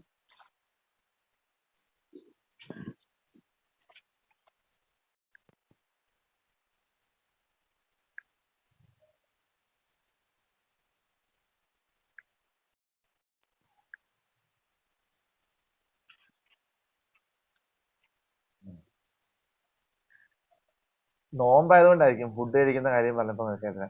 നമ്മള് ബസ് അതോ ടൂർ പോകാൻ കാത്തിരിക്കുന്നോണ്ടാണോ? നമ്മള് ബസ്സിൽ കയറി നമ്മള് ഒരു ട്രിപ്പ് പോവുകയാണ് എല്ലാരും കൂടെ കൂടി. എല്ലാരും ഇങ്ങനെ ട്രിപ്പ് പോകുമ്പോ ഒരാൾ പറഞ്ഞ് ഇന്ന സ്ഥലത്ത് ഒരു അടിപൊളി ഹോട്ടലുണ്ട്, ഒരു രക്ഷയില്ലാത്ത സൂപ്പർ ഫുഡാണ്, നമുക്കത് കഴിക്കാം. അപ്പൊ അങ്ങനെ നമ്മൾ അവിടെ കൊണ്ട് വണ്ടി നിർത്തി എല്ലാവരും ഇറങ്ങി ഫുഡ് കഴിക്കാൻ വേണ്ടി കയറി. ഞാൻ ചോദിക്കട്ടെ, എല്ലാവർക്കും ആ ഫുഡ് ഒരുപോലെ ഇഷ്ടപ്പെടുമോ? Yes, very good. അത് തന്നെ, ആളുകളുടെ ടേസ്റ്റ് വ്യത്യസ്തമായിരിക്കും. ചില ആൾക്കാരിക്കും ഓ ഇതാണോ ഈ പറയുന്ന വലിയ ഫുഡ്, ഓ പിന്നെ ഇങ്ങനെയൊക്കെ അവിടെ നിന്ന് പറയുന്ന കാണാൻ പറ്റും. എന്തും നെഗറ്റീവ് അല്ലേ കാണത്തുള്ളൂ, അത് വേറെ സംഭവം. എന്താണേലും ചിലർക്ക് ഇഷ്ടപ്പെടൂല, ചിലർ പറയും കുഴപ്പമില്ല, ചിലർ പറയും സൂപ്പർ ആട്ടോ, അടിപൊളിയാ, വന്നില്ല കയറിയില്ലേ നഷ്ടമാണ്. ഇങ്ങനെ വ്യത്യസ്തമായ അഭിപ്രായം. പിന്നെ നമ്മളെ ഒരു എന്താണ് മൈസൂർ ഏതൊരു സ്ഥലത്ത് ടൂർ പോയി, നല്ലൊരു സ്ഥലത്ത് ഒരു സൂവോ അല്ലെങ്കിൽ ഒരു വാഗമണ് പോലത്തെ ഏതെങ്കിലും ഒരു ഏരിയയിൽ പോയി, എല്ലാവർക്കും ഒരുപോലെ ഇഷ്ടപ്പെടില്ല. കാരണം ചിലർക്ക് വ്യത്യസ്തമായ സാധനങ്ങളായിരിക്കും ഇഷ്ടം. സ്വർഗത്തിൽ പോയാലും അള്ളാഹു നമ്മളെ സ്വർഗത്തിൽ കയറ്റുമ്പോഴും അല്ല കുറച്ച് കാര്യങ്ങൾ സെറ്റ് ചെയ്ത് വെച്ചിരിക്കാന്ന് വെച്ചോ. ഇവിടെയാണ് സ്വർഗത്തിന്റെ കൺസെപ്റ്റ് തന്നെ തെറ്റാൻ വേണ്ടി പോകുന്നത്. കാരണം നമ്മളോട് കുറച്ച് സ്വർഗത്തിന്റെ കുറെ വിഷയങ്ങൾ പറഞ്ഞു തന്നിട്ടുണ്ട്, അതുണ്ട് ഇതുണ്ട് ഇതുണ്ടെന്നൊക്കെ. അപ്പൊ അതൊക്കെ എന്താണ്, ഒരു ഹോട്ടലിൽ ഫുഡ് കഴിക്കുന്നത് പോലെയോ അല്ലെങ്കിൽ ഒരു മൈസൂർ എന്ന് പറയുന്ന ഒരു പ്രത്യേക സ്ഥലത്ത് സെറ്റ് ചെയ്ത് വെച്ചിരിക്കുമ്പോൾ നമ്മൾ അവിടേക്ക് എൻ്റർ ചെയ്യുന്ന പോലെയാണ് ആളുകൾ മനസ്സിലാക്കി വെച്ചിരിക്കുന്നത്. നോ നോ നോ നോ, ഒരിക്കലും അല്ല. സ്വർഗത്തിൽ നമ്മളെ കയറ്റാൻ വേണ്ടി പോകുമ്പം നോക്കിയേ, ലയുദ്ഖിലന്നഹും, തീർച്ചയായും അള്ളാഹു അവരെ അതിലേക്ക് പ്രവേശിപ്പിക്കും. മുദ്ഖലൻ, ഒരു പ്രവേശിപ്പിക്കൽ, അങ്ങോട്ട് പ്രവേശിപ്പിക്കും എന്നുവെച്ചാൽ ഒരു തള്ളിവിടൽ അങ്ങോട്ട് തള്ളിവിടും. യർലൗന, അവർ തൃപ്തിയാകും. ഹു, ആ പ്രവേശിപ്പിക്കലിൽ. ആ ഹോട്ടലിൽ കേറിയപ്പോ അവർക്ക് കിട്ടിയ ഫുഡ് അയാള് ബസ്സേ വെച്ച് പറഞ്ഞില്ലായിരുന്നു ഒരു സൂപ്പർ ഫുഡ് ഉണ്ട് എല്ലാവർക്കും കഴിക്കാമെന്ന്. ആ ഒരു ഫുഡ് അല്ല എല്ലാവർക്കും കിട്ടിയത്. എന്താണോ ഓരോ വ്യക്തിക്കും കിട്ടിയാൽ തൃപ്തിയാകുക, ആ സാധനമാണ് കിട്ടിയത്. അങ്ങനെയാണെങ്കിലോ കത്തിയില്ലേ? ആ, അപ്പൊ പിന്നെ നെഗറ്റീവ് ആണ്. അൽഫാമന്തിയാ ആ പുള്ളി ഉദ്ദേശിച്ചെങ്കിലോ, എനിക്ക് ചിക്കൻ ഇഷ്ടമില്ല. ഇഷ്ടമില്ല, നിനക്ക് എന്താ ഇഷ്ടം? എനിക്ക് ബീഫ് ഒലത്തിയത് മതി. ശരി, ബീഫ് ഒലത്തിയത്. അങ്ങനെ അത് ബീഫ് ഒലത്തിയത് ആ പുള്ളിക്കാരിക്ക് കൊടുക്കുമ്പം നോമ്പ് കണ്ട് പറയാൻ പറ്റുന്ന സാധനം അല്ലേ. ഒലത്തിയത് കൊടുക്കുമ്പോ ആ പുള്ളി തിന്ന് പറയാം, ഓ ഇതിന് എന്തില്ല, വെന്തില്ല, അല്ലെങ്കിൽ ഉപ്പില്ല, അല്ലെങ്കിൽ മസാലയൊന്നും ശരിക്കും ഇറങ്ങിയിട്ടില്ല, ഇങ്ങനെ കുറ്റങ്ങൾ കാണും. അപ്പോ അയാളുടെ ലൈഫിൽ അയാൾക്ക് കിട്ടാവുന്നതിൽ ഏറ്റവും ബെറ്റർ സാധനം ആ സ്പെഷ്യലായിട്ട് കിട്ടുന്നെങ്കിലോ അയാൾ ഓക്കെയാ. അങ്ങനെ വ്യത്യസ്തമായ ആളുകൾക്ക് എന്താണോ ഏറ്റവും തൃപ്തിയായിട്ട് കിട്ടുന്നത് അതാണ് യർലൗനഹു. അപ്പൊ സ്വർഗത്തിൽ കയറുമ്പോൾ ആർക്കും ഒന്നും തികയാതെ വരുന്നില്ല. അള്ള കൊടുക്കുന്നത് ഓരോ വ്യക്തിയുടെയും ഹൃദയത്തിൽ എന്താണോ തൃപ്തിയുള്ളത് അതാണ് കൊടുക്കുന്നത്. പിന്നെ അതിനകത്ത് അതായത് ഒരു ഇൻഡയറക്റ്റ് എക്സ്പ്രഷൻസ് ഒളിപ്പിച്ചു വെച്ചിട്ടുണ്ട് ആ ആയത്തിനകത്ത്. ഇതിന് ഞാൻ ഒന്ന് രണ്ട് വേറെ ആയത്തും കൂടെ പറയാം. ഈ സ്വർഗത്തെ പറ്റി അള്ളാഹു പറഞ്ഞെടുത്ത് റിളുവാനുള്ള എന്ന് പറഞ്ഞിട്ടുണ്ട്. വായിച്ചിട്ടുണ്ടോ? റിളുവാനുള്ള, റിളുവാനുള്ള കേട്ടിട്ടുണ്ടോ? അള്ളാഹുവിന്റെ സ്വർഗത്തെ പറ്റി അങ്ങനെ ആയത്തുണ്ട്. റിളുവാനുള്ള എന്ന് പറഞ്ഞാല് അള്ളാഹുവിന്റെ തൃപ്തി എന്നാ. ഇവിടെ കേറിയപ്പം യർലൗനഹു എന്ന് പറഞ്ഞപ്പം കേറുന്നവരുടെ തൃപ്തി എന്നും കൂടിയാണ്. ഇപ്പം ഒരു ഫുഡ് വിളമ്പി തരുമ്പം ആ ഫുഡ് തരുന്നവർക്കും ഒരു തൃപ്തിയുണ്ട്, തിന്നുന്നവർക്കും ഒരു തൃപ്തിയുണ്ട്. രണ്ട് തൃപ്തിയും കൂടെ കൂടി യോജിക്കുമ്പോൾ ഉണ്ടാകുന്ന മറ്റൊരു തൃപ്തിയുണ്ട്. അതാണ് ആ തൃപ്തിയുടേതായ ഒരു അന്തരീക്ഷം, അറ്റ്മോസ്ഫിയർ സൃഷ്ടിക്കപ്പെടും. ഇപ്പൊ നമുക്ക് ഒരാൾ സ്നേഹത്തോടെ ഒരു ഫുഡ് വെച്ച് വിളമ്പി തരും, നമ്മൾ എത്ര കഴിച്ചാലും അയാൾക്ക് പ്രശ്നമില്ല, നമ്മളെ ഊട്ടുക എന്നുള്ളതാണ് അയാളുടെ ലക്ഷ്യം. നമ്മുടെ പ്രസൻസ് ഒക്കെ ഇഷ്ടപ്പെടുന്നുണ്ട്. അപ്പൊ അയാള് അങ്ങനെ ഉസ്താദിനെ വിളിച്ച് ഫുഡ് തരുമ്പോ ഇങ്ങനെ തരണം എന്നല്ല കേട്ടോ പറഞ്ഞത്. അപ്പൊ അയാള് തരുമ്പം ഒരു എന്താണ്, അയാൾക്ക് ഭയങ്കരമായ മെന്റൽ സാറ്റിസ്ഫാക്ഷൻ. കഴിക്കുന്ന ആൾക്ക്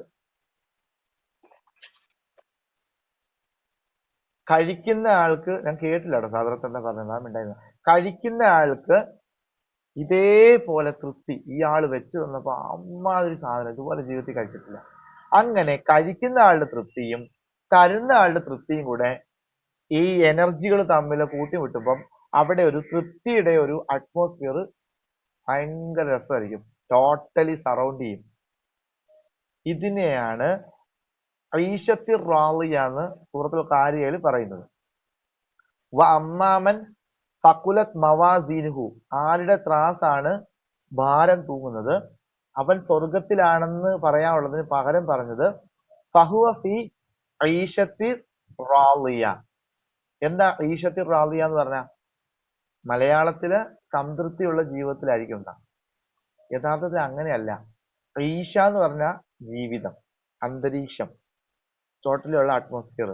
റാളിയ എന്ന് പറഞ്ഞാൽ അന്തരീക്ഷം തൃപ്തിയിൽ ചാലിച്ചെടുത്തു.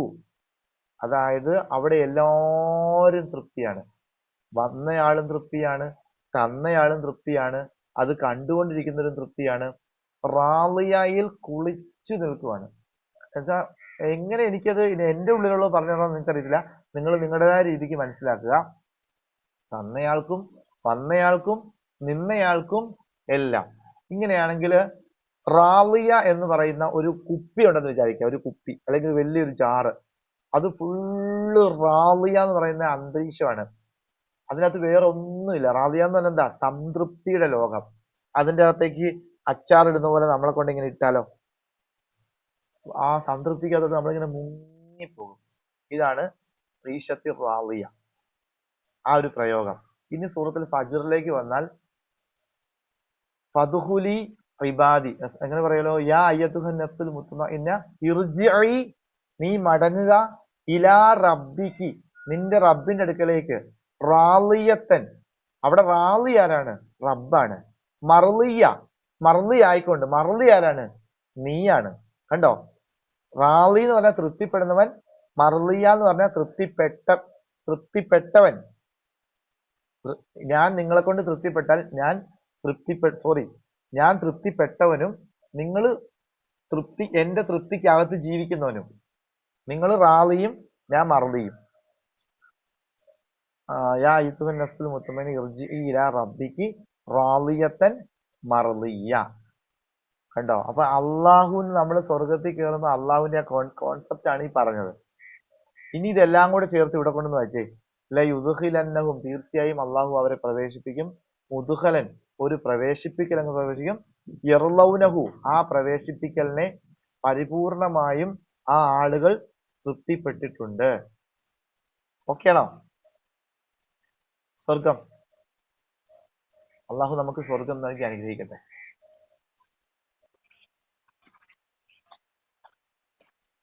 വ ഇന്നല്ലാഹ, തീർച്ചയായും അള്ളാഹു ല അലീമുൻ, എല്ലാ വിഷയങ്ങളും സാധാരണ അറിവല്ല, സൂക്ഷ്മമായി അറിയുന്നവനാവുന്നു. എന്തുകൊണ്ടാണ് ആ അസ്മാഉ സിഫാത്ത് തന്നെ അവിടെ വന്നത്? ഇവിടെ പറഞ്ഞുകൊണ്ടിരിക്കുന്നത് ഹിജ്റ പോയ ആളുകള് മരണപ്പെട്ട് സ്വർഗത്തിൽ കയറുന്ന, ഷഹീദീങ്ങൾ കയറുന്ന, അപ്പൊ ഇവര് ജീവിതത്തിൽ ഒരുപാട് യാതനകളും കഷ്ടപ്പാടുകളും അനുഭവിച്ചിട്ടുണ്ട്. അതാണ് ല അലീമുൻ എന്ന് പറഞ്ഞത്. അവരനുഭവിച്ചു പോയ എല്ലാ മേഖലയിലും അള്ളാഹു അശ്രദ്ധനല്ലായിരുന്നു, അള്ളാഹ് അറിഞ്ഞിട്ടുണ്ട്. ഹലീം, ഹലീം എന്ന് പറഞ്ഞാൽ കൃപ. അള്ളാഹുവിന് അത്രയും കൃപയുള്ളത് ലോകത്ത് ആരുമില്ല. അതുകൊണ്ടാണ് ഇത്രയും കൃപ ഉള്ളതുകൊണ്ട്, സോഫ്റ്റ്നെസ് ഉള്ളത് കൊണ്ടാണ് നിങ്ങളെ അള്ളാഹു ഇവിടെ ഇങ്ങനെ പ്രവേശിപ്പിച്ചത്. അപ്പൊ ഇത്രയും കൃപയുള്ള പടച്ചവനെ നമ്മള് പേടിക്കുവല്ല ചെയ്യേണ്ടത്. അപ്പൊ ഖുശൂ എന്ന് പറഞ്ഞ വാക്കിന് ഭയഭക്തി എന്നൊക്കെയാണ് അർത്ഥം വെക്കുന്നത്. ഭയത്തിലല്ല ഭക്തി ഉണ്ടാക്കിയെടുക്കേണ്ടത്, പ്രണയത്തിലാണ്, പ്രേമത്തിലാണ് ഭക്തി ഉണ്ടാക്കിയെടുക്കേണ്ടത്. ഹലീമും അലീമുമായ അള്ളാഹു എന്നിൽ നിന്ന് വരുന്ന ചെറിയ ചെറിയ ചെറിയ മിസ്റ്റേക്കുകളൊക്കെ എന്തായാലും ചിന്തിയും എല്ലാം അള്ളാഹുവിന് വേണ്ടി തന്നെയാണ് കൊടുക്കാൻ വേണ്ടി വന്നത്. നിങ്ങൾ അള്ളാഹുവിന്റെ മുമ്പിൽ നിന്ന് കോലം കെട്ടി ജനങ്ങളെ കാണിക്കാൻ വേണ്ടി ചെയ്യുമ്പോഴാണ് പടച്ചവന്റെ നീതി കിട്ടുന്നത്. അള്ളാഹുവിന് വേണ്ടിയാണോ വന്നു നിന്നേ, എന്നാ അതിൻ്റെ അകത്ത് വരുന്ന ചെറിയ ചെറിയ മിസ്റ്റേക്കുകളൊക്കെ പടച്ചവൻ എന്ത് ചെയ്യും? കറക്റ്റ് ചെയ്ത് തരും. പക്ഷെ അള്ളാഹുവിന് വേണ്ടി അല്ലാതെ വരുമ്പോഴാണ് ഇത്. ഇപ്പൊ ഉംറ എന്നൊക്കെ പറയാം, ഒരു എക്സാമ്പിൾ ഞാൻ പറയാം. ഉംറ കർമ്മമൊക്കെ ഇപ്പൊ ഒരുപാട് ആൾ ഉംറയ്ക്ക് പോകുന്നുണ്ട്. ചില ആളുകളുടെ ആഗ്രഹമാണ് അവിടെ പോയി തവാഫ് ചെയ്യുക, സഈ ചെയ്യുക, ഇവിടെ എത്തുക എന്നുള്ളത്. ചില ആളുകൾ തന്നെ വെറും എന്തായാലും ഒരു ടൂറായിട്ടൊക്കെ ഇപ്പൊ കണ്ടിട്ടുണ്ട്, ജസ്റ്റ് പോകുക. ചില ആളുകൾ അതിലേക്ക് പോകുമ്പോൾ ഈ ഉംറ കർമ്മം നിർവഹിക്കാൻ വേണ്ടി സമ്പത്ത് പോലും നോക്കൂല. ഹറാമായ രീതിയിൽ സമ്പാദിച്ച സമ്പത്തൊക്കെ ആയിട്ടായിരിക്കും പോകുന്നത്. ഒരു കാര്യമില്ല. എന്നറിയാം, ഇതിന് കബൂലിയത്തിന് ഹസന എന്ന് പറഞ്ഞ സാധനമുണ്ട്. ഈ ഹറാമായ പൈസ കൊണ്ടെല്ലാം പോയി ഈ ഇതുപോലുള്ള ഹജ്ജും ഉംറയൊക്കെ ചെയ്തു വരുമ്പം അതിന്റെ ബേസ് തന്നെ എന്താണ്? ഹറാമാണ്. അതുപോലെ മക്കൾക്ക്, നമ്മുടെ മക്കൾ സ്വാലിഹീങ്ങളായി വളരാത്തതിന് വേറൊരു കാര്യമുണ്ട്. പലിശയായിട്ട് ബന്ധം കാണും. ഹറാമായ മുതലായിരിക്കും മക്കൾക്ക് കൊണ്ടേ കൊടുക്കുന്നത്. അപ്പൊ അവര് സ്വാലിഹീങ്ങളായ ഒരു മക്കളുടെ ഔട്ട്പുട്ട് നമുക്ക് പ്രതീക്ഷിക്കാൻ പറ്റില്ല ഒരിക്കലും. അതേപോലെ നമ്മുടെ ദുആ സ്വീകരിക്കാതിരിക്കാനുള്ള ഒരു പ്രധാനപ്പെട്ട കാരണം നമ്മുടെ സമ്പത്ത് ഹറാമായി പോകുന്നതുകൊണ്ടാണ്. ഞാൻ പറഞ്ഞത് ഇങ്ങനെയൊക്കെ വരുമ്പോഴാണ് നമുക്ക് അള്ളാഹുവിൽ നിന്നും നമ്മൾ ഉദ്ദേശിക്കുന്ന സാധനം കിട്ടാതെ വരികയും നമുക്ക് പേടിക്കേണ്ടി വരികയും ചെയ്യുന്നു. നമുക്ക് ഹലാലായി ജീവിക്കാം. ഹലാലായി ജീവിച്ചു കഴിഞ്ഞാൽ നമ്മൾ ചെയ്യുന്ന തെറ്റു കുറ്റങ്ങളൊക്കെ ഉണ്ടല്ലോ, പഠിച്ചവൻ എന്നറിയാം, യുബദ്ദിലുല്ലാഹു സയ്യിആതിഹിം, അള്ളാഹു അവരുടെ പാപങ്ങളെ മൊത്തം നന്മയ്ക്ക് പകരമാക്കും. തിന്മയ്ക്ക് പകരമാക്കി പാപങ്ങളെ മൊത്തം പഠിച്ചവൻ മാറ്റി നമ്മൾ ചെയ്യുന്ന നന്മയുടെ ഫലമായിട്ട് തിന്മേനെ മൊത്തം എടുത്തു കളയും. സൂറത്ത് നിസായിൽ പറയുന്നുണ്ട്, ആരെങ്കിലും അതിന്റെ അറിവ് തുറന്നുപോയി, വൻ പാപങ്ങളെ ഒഴിവാക്കി കഴിഞ്ഞാൽ, അതായത് പലിശ പോലുള്ള അതുപോലുള്ള ഷിർക്ക് പോലുള്ള വലിയ വലിയ വലിയ പാപങ്ങളെ ഒഴിവാക്കി കഴിഞ്ഞാൽ നിങ്ങൾ എന്നോട് ദുആ പോലും ചെയ്യേണ്ട ആവശ്യമില്ല, ഞാൻ നിങ്ങളുടെ ചെറിയ പാപങ്ങൾ മൊത്തം പുറത്തു തരാം. സൂറത്ത് നിസാഇന്റെ 164 ആയത്താന്ന് എനിക്ക് തോന്നുന്നു. അതുപോലെ സൂറത്ത് നിസായിലെ 113 ഒരു ആയത്തുണ്ട്. ഒരു സെക്കൻഡ് ഒന്ന് എടുത്തു നോക്കട്ടെ.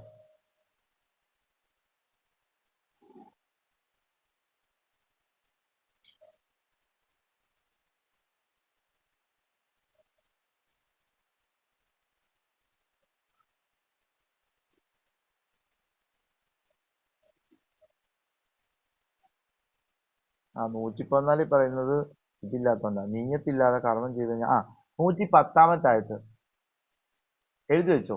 110 വമൻ യഅമൽ, ആരെങ്കിലും ഒരു വമൻ യഅമൽ സൂഅൻ, ആരെങ്കിലും ഒരു പാപം ചെയ്തു, ഔ യളിം നഫ്സഹു, അല്ലെങ്കിൽ സ്വന്തത്തോട് തന്നെ അക്രമം ചെയ്തു, ഇതൊരു വലിയ വിഷയം ചെയ്തു, സുമ്മ യസ്തഗ്ഫിരില്ല, എന്നിട്ട് അവന് കുറ്റബോധം ഉണ്ടായി, അവൻ അള്ളാഹുവിനോട് ഇസ്തിഗ്ഫാർ നടത്തി, എന്നാൽ യജിദല്ലാഹു ഗഫൂറർ റഹീമ, കണ്ടോ, അവൻ അള്ളാഹുവിനെ ഗഫൂറായിട്ടും അങ്ങേയറ്റം കാരുണ്യം ചെയ്യുന്നവനായിട്ട് കണ്ടെത്താം. പേടിക്കണ്ട. നോക്കിയേ എത്ര സുന്ദരമായിട്ടാണ് ഇത് പഠിപ്പിക്കുന്നത്.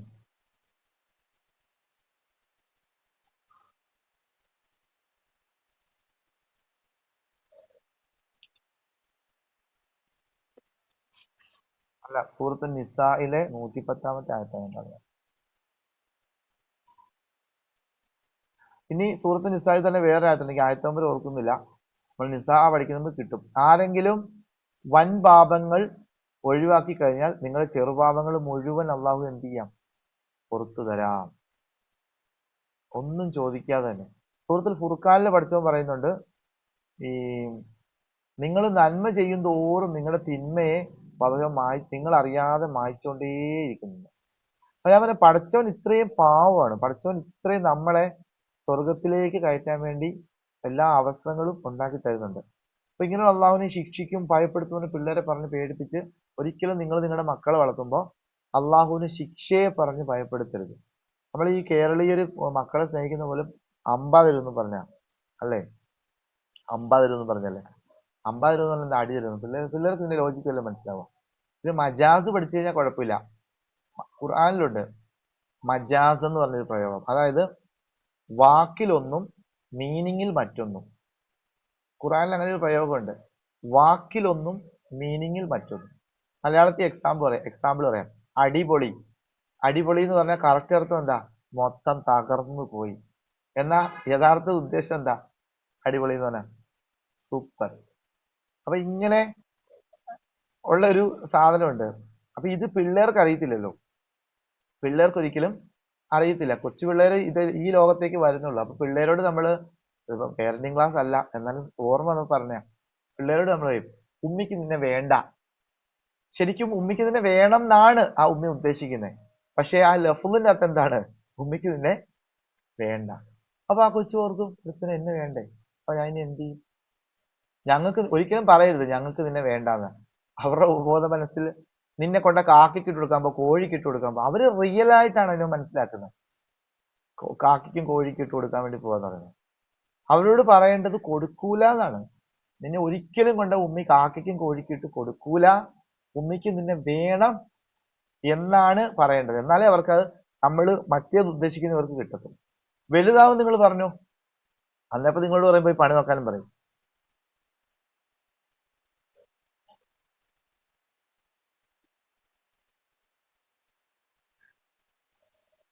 വിവാഹം പഠനത്തിന്റെ ഇടയ്ക്ക് ചെറുതായിട്ട് ഇച്ചിരി നമുക്ക് ഇൻട്രസ്റ്റ് ആയ കാര്യങ്ങൾ കൊണ്ട് വേണ്ടേ, അതുകൊണ്ടായിട്ടോ അങ്ങോട്ടൊക്കെ പോകുന്നത്.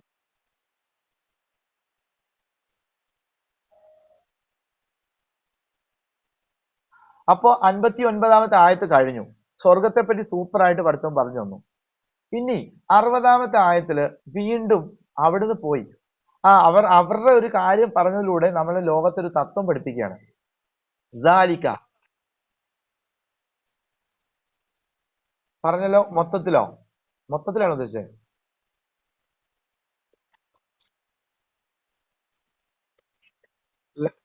വായിക്കാം. 59 ലയുദ്ഖിലന്നഹും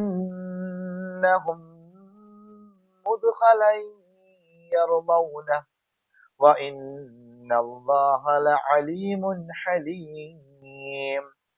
ലയുദ്ഖിലന്നഹും തീർച്ചയായും അവരെ നാം പ്രവേശിപ്പിക്കും. മുദ്ഖലൻ ഒരു പ്രവേശിപ്പിക്കൽ, അങ്ങോട്ട് പ്രവേശിപ്പിക്കും. യർദൗനഹു ആ പ്രവേശിക്കലിൽ അവർ സംതൃപ്തിയാകും. വഇന്നല്ലാഹ തീർച്ചയായും അല്ലാഹു ലഅലീമുൻ ഹലീം സൂക്ഷ്മമായി അറിയുന്നവനും അങ്ങേ അറ്റം കൃപയുള്ളവനുമാകുന്നു. ഓക്കെ, അടുത്തത് ദാലിക അത്. ഏത്? ആ ഹിജ്റ പോയ വിഷയത്തില് മരണപ്പെട്ട ആളുകളും പീഡനമേറ്റ ആളുകളുടെയും വിഷയം പറയാണ്. ആ കാര്യമുണ്ടല്ലോ നോക്കി. അപ്പം ശരിക്കും പറഞ്ഞാല് ആ അള്ളാഹുവിന്റെ മാർഗത്തിൽ ഹിജ്റ പോയ ആളുകളുടെ വിഷയമല്ലേ ആദ്യം പറഞ്ഞത്. റിസ്കൻ ഹസൻ കൊടുക്കുമെന്ന് നിർത്തിയിട്ട് ഈ വിഷയം പറഞ്ഞാൽ മതിയായിരുന്നു. അതിന്റെ ഇടയിൽ പഠിച്ചവൻ കയറ്റുന്നുണ്ട് ഈ വിഷയം പറയാതെ സ്വർഗത്തെ പറഞ്ഞു. കാരണം അവർക്ക് സ്വർഗം കൊടുത്തിട്ട് മതി ഇനി ചർച്ച. അവർക്ക് സ്വർഗം കൊടുത്തിട്ട് മതി ഇനി അടുത്ത ചർച്ച. അതാണ് പഠിച്ചവന്റെ ആ ഇത്. നിങ്ങൾ ഇനി ഒറ്റയ്ക്ക് ഇരുന്നുമ്പോൾ അതും കൂടെ ഒന്ന് വായിച്ചു നോക്കണം കേട്ടോ. ഈ ക്ലാസ് കഴിഞ്ഞിട്ട് നിങ്ങൾ ഖുർആൻ എടുത്ത് സ്വന്തമായിട്ടൊന്ന് ഈ പറഞ്ഞതൊന്ന് വായിച്ചു നോക്കണം. അപ്പോഴേ ഉള്ളൂ എല്ലാം കൂടി ഒന്ന് ചേർത്ത് വായിക്കാൻ പറ്റത്തുള്ളൂ. ദാലിക അത്. വമൻ ആക്കബ ആരെങ്കിലും ദ്രോഹിക്കപ്പെട്ടാൽ, ബി മിസ്ലിമ ഊക്കിബ ദ്രോഹിക്കപ്പെട്ടതുപോലെ, അതായത് ഇങ്ങോട്ട് അടി കിട്ടിയാൽ അതേ അളവിൽ തിരിച്ച് അങ്ങോട്ടും അടി കൊടുക്കാം എന്നാണ് പഠിച്ചവൻ പറയുന്നത്. ഇവിടെ ചില ആളുകൾ ഇസ്ലാമിനെ അവതരിപ്പിച്ചിട്ടുണ്ട്. ഇസ്ലാമിക മുസ്ലിമീങ്ങൾ എന്ന് പറഞ്ഞാൽ എല്ലായിടത്തും അടി മേടിച്ചോണം, ക്ഷമയാണ് എല്ലാം ക്ഷമിച്ചോണം. അങ്ങനെയൊന്നും പഠിച്ചവൻ പറയുന്നൊന്നുമില്ല. ഇങ്ങോട്ടൊരു കവിളിന് കിട്ടിക്കഴിഞ്ഞാൽ അങ്ങോട്ട് പട്ടക്കെന്ന് പറഞ്ഞാൽ പൊട്ടിക്കാൻ പറ്റും. അതായത് ഈ ആയത്ത് തന്നെ തെളിവാണത്. അല്ലാതെ ഞാൻ പറഞ്ഞ ഈ ഖുർആന്റെ ചില ആംഗിളിൽ നിന്നും ചിലത് എടുത്തിട്ട് ചുമ്മാ അങ്ങനെ പറഞ്ഞ് പഠിപ്പിക്കുകയാണ്. അള്ളാഹു പറഞ്ഞ വമൻ ആക്കബ ബി ബിസ്ലിമ ഊക്കിബ, ഒരുവൻ താൻ ഇങ്ങോട്ട് ദ്രോഹിക്കപ്പെട്ടതുപോലെ അങ്ങോട്ടും പകരം ചെയ്ത ശേഷം. അപ്പൊ വേറെ കാര്യമുണ്ട്. ഇമാം ഷാഫി റഹ്മത്തുള്ളാഹിയൊക്കെ ഈ ആയത്തെ പറ്റി പറയുന്നത് കണ്ണിനാണെങ്കിൽ കണ്ണ്, കൈയാണെങ്കിൽ കൈ, കാതിനാണെങ്കിൽ കാത്, തലയ്ക്കാണെങ്കിൽ തല. ഇതാണ് പകരത്തിന് പകരം. അപ്പൊ ഇങ്ങനെ വരുമ്പോൾ ഒരു ഇസ്ലാമിക ഭരണം നടക്കുന്ന ഒരു ഖലീഫയ്ക്കാണ് ഇത് ചെയ്യാനുള്ള അനുമതി എന്ന് പറയുന്നത്. ഇന്ത്യ പോലുള്ള രാജ്യത്ത് ഒരിക്കലും നമുക്ക് പോയി നിയമം കയ്യിലെടുക്കാനുള്ള വകുപ്പില്ല. ആ രാജ്യത്തിന്റെ നിയമം നമ്മൾ അനുസരിക്കണം. അത് അങ്ങനെ ഇരുന്നാലും ഇങ്ങോട്ട് ദ്രോഹിച്ചാൽ തിരിച്ച് അങ്ങോട്ടും ദ്രോഹിക്കാം, പ്രതിരോധിക്കാം എന്ന് പഠിച്ചവൻ പറഞ്ഞു തരുന്നുണ്ട്. അല്ലാതെ അടി മേടിച്ചോണ്ട് പോകണം എന്നല്ല പറഞ്ഞു തരുന്നത്. പക്ഷേ ഒരു കാര്യമുണ്ട്, ഇങ്ങോട്ട് അടി കിട്ടിയ അളവ് എത്രയാണോ ആ സെയിം അളവിലേ അങ്ങോട്ട് അടി കൊടുക്കാവുള്ളൂ. അതിനെ അപ്പുറത്ത് കൊടുക്കാൻ പറ്റരുത്. മനസ്സിലായില്ലേ? നീതിയുള്ള പ്രതികരണം. നീതി എന്താണെന്ന് പഠിപ്പിച്ചു തരുക. നീതി എന്ന് പറയുന്നത് ഒരാളുടെ അടിയും മേടിച്ച് വായും പൊത്തി കരഞ്ഞുകൊണ്ടിരിക്കലല്ല. ഒരാൾ അടി തന്നാല് തിരിച്ച് അയാളെ പോയി കൊല്ലാക്കൊല ചെയ്ത് നശിപ്പിച്ച് കളയണമെന്നും അല്ല. ഇങ്ങോട്ട് എന്താണോ അതുപോലെ തന്നെ അങ്ങോട്ട് നിങ്ങൾക്ക് എന്ത് ചെയ്യാം. ബാലൻസ്ഡ് മൊറാലിറ്റി, അത് കൃത്യമായിട്ട് പൂർണ്ണ ദുർബലതയുമില്ല, അധികമായ പ്രതികാരവും ഇല്ല.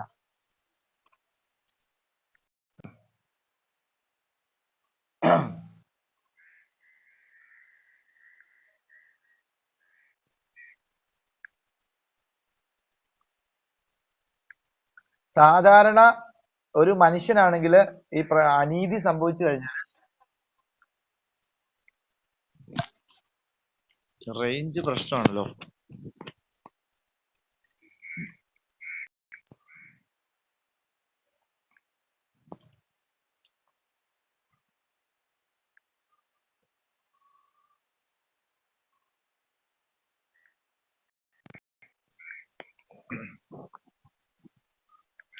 ഇവിടെ റേഞ്ചിന് നല്ല പ്രശ്നമുണ്ട്, വേറെ മാർഗമില്ല. സാധാരണ മനുഷ്യർക്ക് ഇപ്പൊ ഓക്കെയാണോ? സാധാരണ മനുഷ്യർക്ക് അനീതി സംഭവിച്ചു കഴിഞ്ഞാല് രണ്ടാലൊരു കാര്യമായിരിക്കും, ഒന്നുകിൽ പൂർണ്ണ ദുർബലത, അല്ലെങ്കിൽ അവരെ അതിനേക്കാൾ കൂടുതൽ ആക്രമിക്കുക. ഇവിടെ അങ്ങനെയല്ല. ഇവിടെ ഇമോഷൻ അല്ല പഠിച്ചോൻ പറഞ്ഞത്, ജസ്റ്റിസ് ആണ്. ജസ്റ്റിസ് ആണ്, കൃത്യമായിട്ട് നീതിയാണ് നടത്തപ്പെടുന്നത്. ബാലൻസ് ചെയ്ത മൊറാലിറ്റി നടത്തണം. വമൻ ആഖബ ബിമിസ്ലി മാ ഊഖിബ ബിഹി.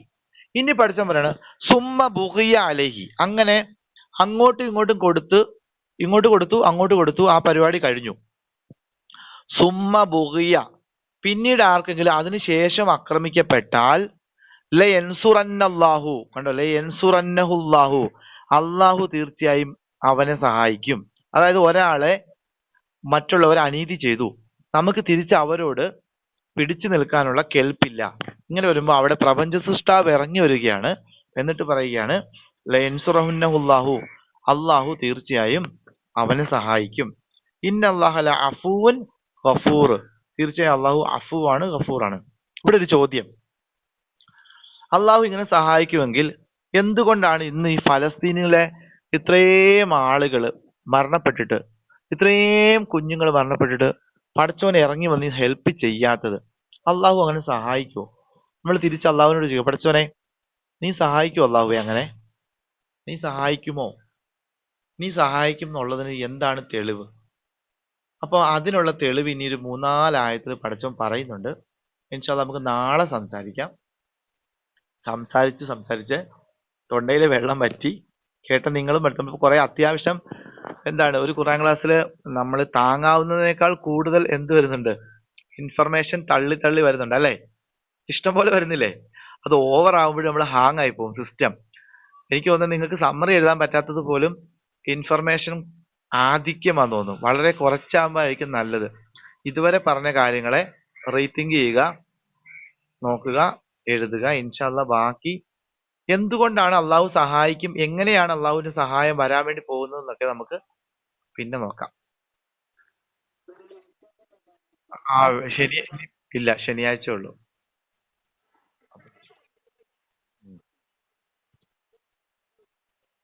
ചോദിച്ചോളൂ.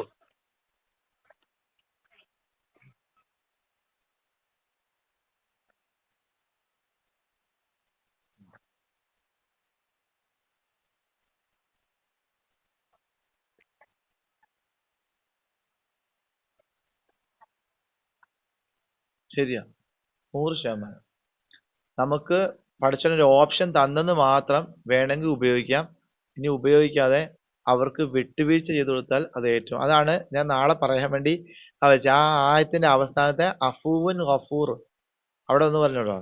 അള്ളാഹുവിനെ സംബന്ധിച്ച് അള്ളാഹു അഫൂ ആണ്, ഗഫൂർ എന്നൊരു കാര്യം ഞാൻ ഫർസീന ചോദിച്ചാൽ ഇനിയിപ്പോ അവിടെ കൂടെ പറഞ്ഞിട്ട് നിർത്താം.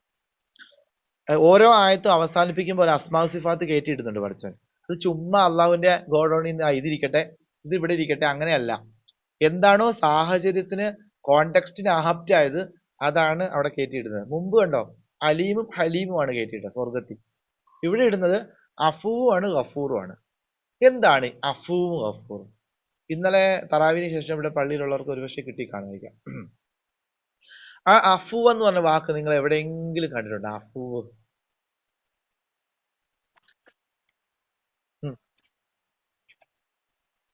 എവിടെ, ഏതെങ്കിലും?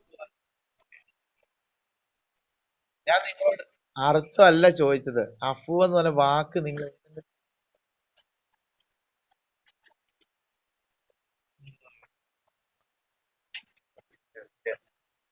അല്ലാഹുമ്മ അല്ലാഹ് അല്ലാഹുമ്മ ഇന്നക അഫൂവുൻ തുഹിബ്ബുൽ അഫ്വ ഫഅഫു അന്നി. ആ സാധനം അസ്മാഉ സിഫാത്താണ് ഇവിടെ കയറ്റിയിട്ടത്. അഫൂ എന്ന് പറഞ്ഞാൽ എന്താണ്, ഗഫൂർ എന്ന് പറഞ്ഞാൽ എന്താണ്, ഈ വ്യത്യാസം നമുക്ക് മനസ്സിലായിട്ട് പോവാം. ഇന്നലെ പള്ളി പറഞ്ഞായിരുന്നു. ഗഫൂർ ആയ അള്ളാഹു, ഗഫൂർ എന്ന് പറഞ്ഞാൽ പാപം പൊറുക്കുക എന്നാ. അള്ളാഹു ഗഫൂർ ആകുക എന്ന് പറഞ്ഞാൽ പാപം പൊറുക്കുക എന്ന് പറഞ്ഞാൽ മൂടുക എന്നാ. ഇപ്പൊ പാപമുണ്ട് കേട്ടോ, ഇങ്ങനെ ഇങ്ങനെ ഇങ്ങനെ പാപങ്ങളുണ്ട്, പാപങ്ങളുണ്ട്. അള്ളാഹുവിന്റെ അടുത്ത് നമ്മൾ പാപമോചനം തേടുമ്പോൾ പടച്ചവന് ഗഫൂർ ആകുമ്പോ എന്താ ചെയ്യുന്നത്, ആ പാപത്തെ മൊത്തം മൂടിയിടും, കവർ ചെയ്യും. ഒരിക്കലും പുറത്തെടുക്കാൻ പറ്റാത്ത രീതിയിൽ അടിമയുടെ പാപത്തെ പടച്ചവൻ മൂടിയിടും. കാരണം അവൻ വേണ്ട, ഇനി ഞാൻ ചെയ്യൂല എന്ന് പറഞ്ഞല്ലേ, അതുകൊണ്ട് ഇനി ഒരിക്കലും അത് റീഓപ്പൺ ചെയ്യേണ്ട ആവശ്യമില്ല, ഇടും. സംഭവം ഉണ്ട്, അവിടെ ഉണ്ട്, അത് പോയിട്ടില്ല. പക്ഷേ അഫൂവായ അള്ളാഹു എന്ന് പറഞ്ഞാൽ ഇങ്ങനെയല്ല, തേച്ച് മായ്ച്ച് കളയുന്ന. ഇപ്പൊ ടൈലയിലൊക്കെ എന്തെങ്കിലും വീണ് കഴിഞ്ഞാല് ഡെറ്റോൾ ഇട്ട് തുടച്ച് ഒരച്ച് തുഴച്ച് അവിടെ ഒരു ക്ലീൻ ആയിട്ട് അങ്ങനെ സംഭവം നടന്നിട്ടേ ഇല്ല എന്ന രീതിയിലാക്കും. അതാണ് അഫൂവ്. അപ്പൊ അള്ളാഹുവിനെ നമ്മൾ പഠിക്കണ്ടേ? നമ്മൾ അള്ളാഹുവിന്റെ അടുത്ത് ദുആ ചെയ്യുമ്പം അള്ളാഹുവിന്റെ ഗഫൂർ എന്ന് പറഞ്ഞ ഗുണമാണോ അഫൂ എന്ന് പറഞ്ഞ ഗുണമാണോ നമുക്ക് ഏറ്റവും വേണ്ടത്? അഫൂവാണ് വേണ്ടത്. അതുകൊണ്ടാണ് ആയിഷ റളിയല്ലാഹു അൻഹ ചോദിച്ചത്, റസൂലെ ലൈലത്തുൽ ഖദർ അങ്ങാനും രാത്രി സംഭവിച്ചെന്നിരിക്കട്ടെ, ഇൻ കേസ് എപ്പോഴാന്ന് അറിയത്തില്ല, സംഭവിച്ചെന്നിരിക്കട്ടെ, അന്ന് ഞാൻ എന്തു പറയണം? അപ്പോഴാ പറഞ്ഞത്, സിദ്ദീഖിന്റെ മകളെ നീ പറയുക, അല്ലാഹുമ്മ ഇന്നക അഫൂൻ തുഹിബ്ബുൽ അഫ്വ ഫഅഫു അന്നി. അള്ളാഹുവേ നീ തീർച്ചയായും അഫുവാണ്, എന്നുവെച്ചാ നീ ഇങ്ങനെയാണ് പാപത്തെ നീക്കി കളയുന്നത്. തുഹിബ്ബുൽ അഫ്വ, നീ ഇങ്ങനെ പാപത്തെ നീക്കുന്നതാണ് നിനക്ക് ഏറ്റവും ഇഷ്ടവും. അതുകൊണ്ട് ഫഅഫു അന്നി, എന്നിൽ നിന്നും ഇങ്ങനെ പാപത്തെ നീക്കിത്താ എന്ന് നീ പറഞ്ഞോളീൻ. അപ്പൊ ലൈലത്തുൽ ഖദർ എപ്പോഴാന്ന് അറിയത്തില്ല, അതുകൊണ്ട് അവസാനത്തെ പത്തിൽ ഫുള്ള് ഇങ്ങനെ പറഞ്ഞുകൊണ്ടേ ഇരിക്കണം എന്നല്ല. ഈ ദുആയ്ക്ക് 3 പോർഷൻ ഉണ്ട്. ഒന്നാമത്തെ പോർഷൻ, മൂന്നായിട്ട് തിരിക്കാം. അല്ലാഹുമ്മ ഇന്നക അഫ്വൻ 1, തുഹിബ്ബുൽ അഫ്വ 2, ഔഫു അന്നി 3. ഒന്നാമത്തിന്റെ അർത്ഥം എന്താ? എന്താ? അതെ, അല്ല. ഒന്നാമത്തത് അല്ലാഹുമ്മ ഇന്നക അഫൂൻ, തീർച്ചയായും നീ അഫുവാണ്.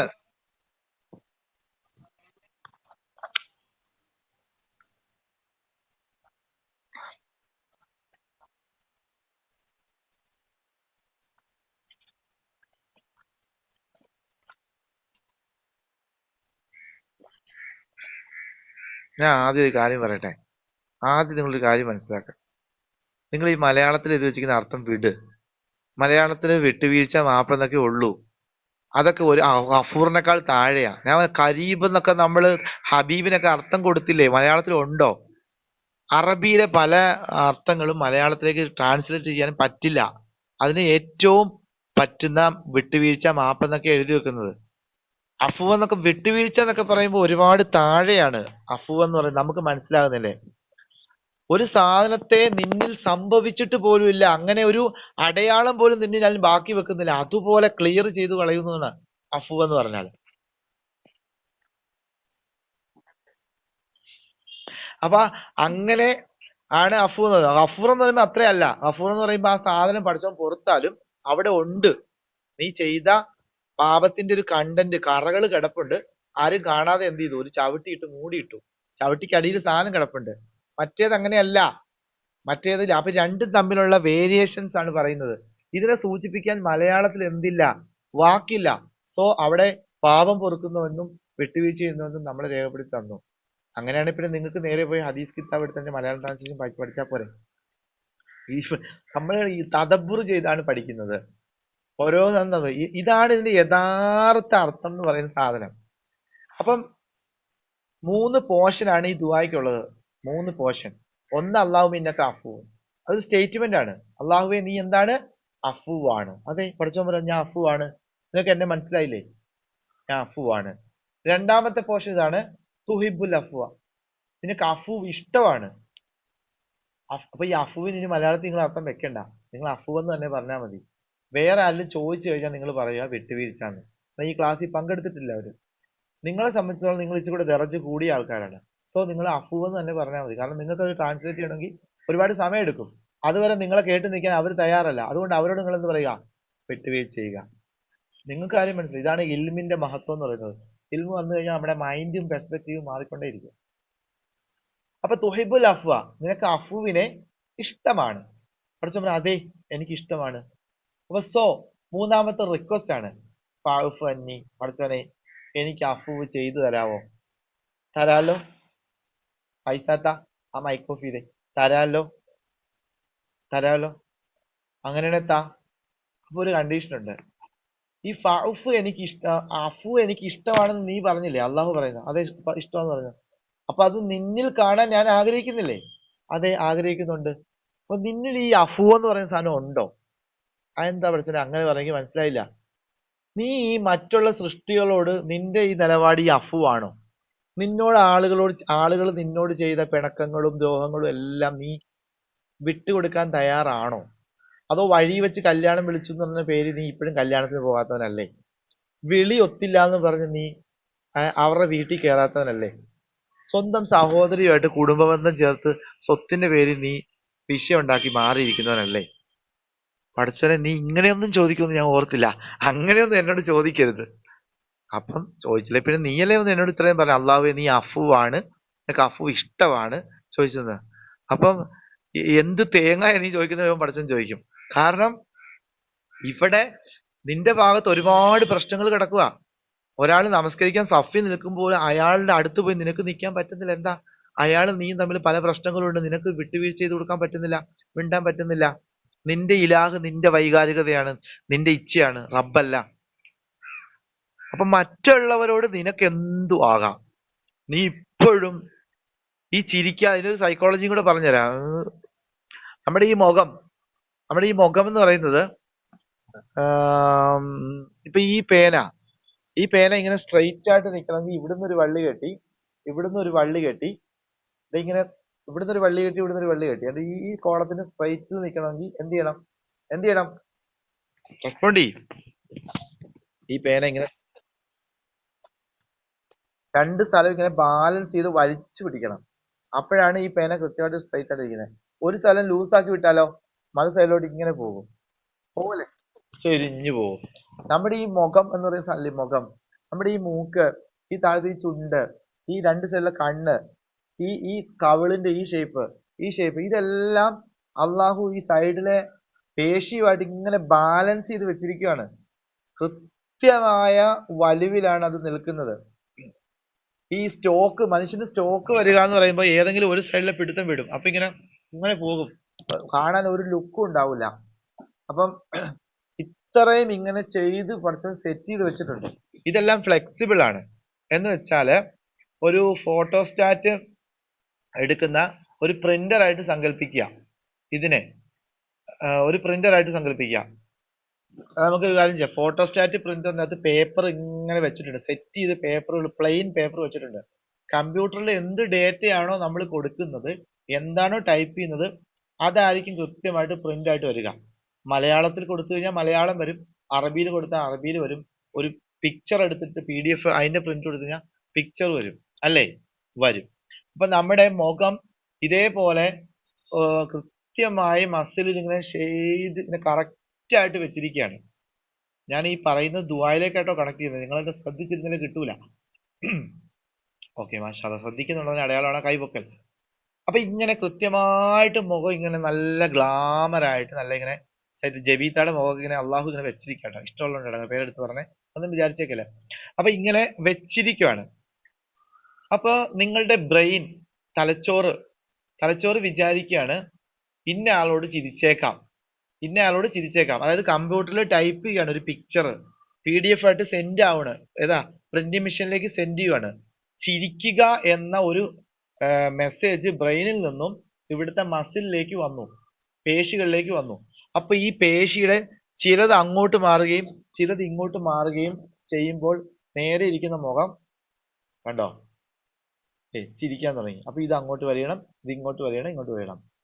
അപ്പൊ ചിരിക്കുമ്പം ഏതൊക്കെ പേശികളാണോ അനങ്ങേണ്ടത് ആ മസിൽസിനാണ് ബ്രെയിൻ കൃത്യമായ ഡേറ്റകൾ കൈമാറുന്നത്.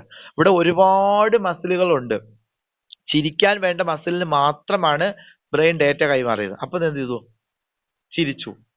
അതേ സമയത്ത് കുറച്ച് വേറൊരാൾ വരിക, നമുക്ക് ഇഷ്ടമില്ലാത്ത ഒരാള്, ഓ അയാളോട് മുഖം വീർപ്പിച്ചേക്കാം, ഇച്ചിരി പുച്ഛം കൊണ്ടുവരാം, കേട്ടോ. അപ്പൊ തന്നെ ചിരിയുടെ സാധനം പോയി, വേറെ കുറെ സാധനത്തേക്ക് ബ്രെയിൻ ഡേറ്റാസ് കൈമാറി. ഇങ്ങനെ കൃത്യമായിട്ട് മാറിക്കൊണ്ടേയിരിക്കുന്ന അനുസരിച്ച് ഈ സാധനം മാറുന്നത്. ഞാൻ പറഞ്ഞ ക്ലിയർ ആണോ? ഇത്ര നേരം പറഞ്ഞ ക്ലിയർ ആണോ? ഓക്കെ. അങ്ങനെയാണെങ്കിൽ 16 പേശികൾ 16 മസിൽസുകൾ വർക്കായാൽ മതി നമുക്ക് ചിരിക്കാൻ. ഇതിങ്ങനെ സ്വാഭാവികതയിൽ നിന്നും ചിരിക്കണമെങ്കിൽ ബ്രെയിനിന് 16 മസിൽ വർക്കാക്കിയാൽ മതി, ഡേറ്റ കൈമാറിയാൽ മതി. അപ്പൊ തന്നെ കണ്ടത് ഇങ്ങനെ ചിരിക്കാൻ പറ്റും. ഒരാളുടെ മുഖത്ത് നോക്കി റസൂലുള്ളാഹി സ്വല്ലല്ലാഹു അലൈഹി വസല്ലം പറഞ്ഞു, അത്തബസ്സും, പുഞ്ചിരി എന്ന് പറയുന്ന സദഖത്തുൻ, സദഖയാണ്. നമ്മള് സ്വതക്ക ചെയ്യുവാണ് ചിരി എന്ന് പറയുന്നത്. ആ ചിരിയിലൂടെ ഒരുപാട് ഹോർമോൺസുകൾ നമ്മുടെ ശരീരത്തിൽ ആക്ടിവേറ്റ് ആകുന്നുണ്ട്. ഈ എൻഡോർഫിൻ എന്നൊക്കെ പറയുന്ന സാധനം, സന്തോഷത്തിന്റെ ഹോർമോണുകൾ. നമ്മുടെ ശരീരം ടോട്ടലി, നമ്മുടെ അറ്റ്മോസ്ഫിയർ തന്നെ, നമ്മുടെ സ്ട്രെസ് ലെവൽ എല്ലാം താന്നുപോയി നമ്മൾ സെറ്റ് ആവുന്നുണ്ട് ഈ പുഞ്ചിരി എന്ന് പറഞ്ഞ സാധനം. അപ്പോ വേറൊരാളോട് നമുക്ക് എന്താണ്? ദേഷ്യമാണ്, ഭയങ്കരമായിട്ട് ദേഷ്യമാണ്. അയാളോട് വരുമ്പോൾ നമ്മള് ഹസ്ബൻഡിനോടൊക്കെ ചിലപ്പോൾ ഭാര്യമാരൊക്കെ ഇങ്ങനെ ചെയ്യുക, ഇങ്ങനെ മുഖം അങ്ങോട്ട് അങ്ങോട്ട് പിടിക്കും.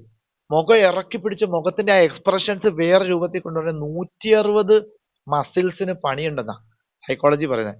160 മസിൽസിന് ബ്രെയിൻ എന്ത് ചെയ്യണം? ഡേറ്റ കൊടുക്കുമ്പോഴേ ഉള്ളൂ ഇങ്ങനെ വെക്കാൻ പറ്റത്തുള്ളൂ മുഖം. എത്ര നേരം അങ്ങനെ വെക്കുമ്പോൾ വേറെയും കുറെ ഹോർമോണുകൾ നമ്മൾ പോലും അറിയാതെ, നമ്മുടെ സ്ട്രെസ് ഹോർമോണും ഈവൻ ക്യാൻസറിന്റെ സെല്ല് പോലും സ്ഥിരമായിട്ട് ഇങ്ങനെ പോകുന്നവരെല്ലാം ആക്ടിവേറ്റ് ആകും. തിരുവനന്തപുരത്ത് ഇവിടെ RCCയിൽ ഒരു പഠനം നടന്നപ്പോൾ ക്യാൻസർ പേഷ്യന്റ് 25% ആളുകളും ജീവിതത്തില് ഡിപ്രഷനും സ്ട്രെസ്സിന്റെയും ലെവലിലൂടെ നിരന്തരം കടന്നുപോയത് കൊണ്ട് ക്യാൻസർ സെൽസ് ആക്ടിവേറ്റ് ആയെന്ന് കണ്ടെത്തിയിട്ടുണ്ട് ആ പഠനം. എന്താണ്? മറ്റുള്ളവരോട് ഫോർഗീവ്നെസ് എന്നൊരു സാധനം അവരുടെ ലൈഫിൽ ഇല്ലായിരുന്നു.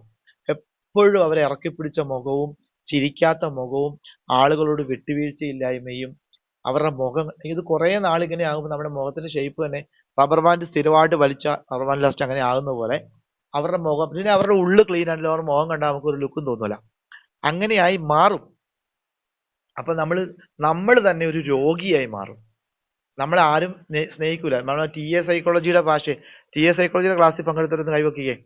TA സൈക്കോളജിയുടെ ക്ലാസ്സിൽ നമ്മൾ പറഞ്ഞായിരുന്നു 3 ഈഗോ സ്റ്റേറ്റ്.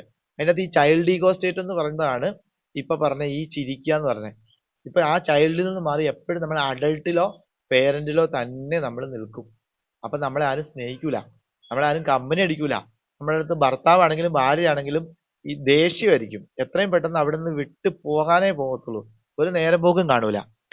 അതുകൊണ്ട് അള്ളാഹു എന്ന സ്വാഭാവികമായ മുഖത്തെ തപസ്സും, പുഞ്ചിരിക്കുക, ഇങ്ങനെ ചെയ്യണമെങ്കിൽ ഉള്ളിലുള്ള മറ്റുള്ളവരോടുള്ള വിദ്വേഷം മാറണം.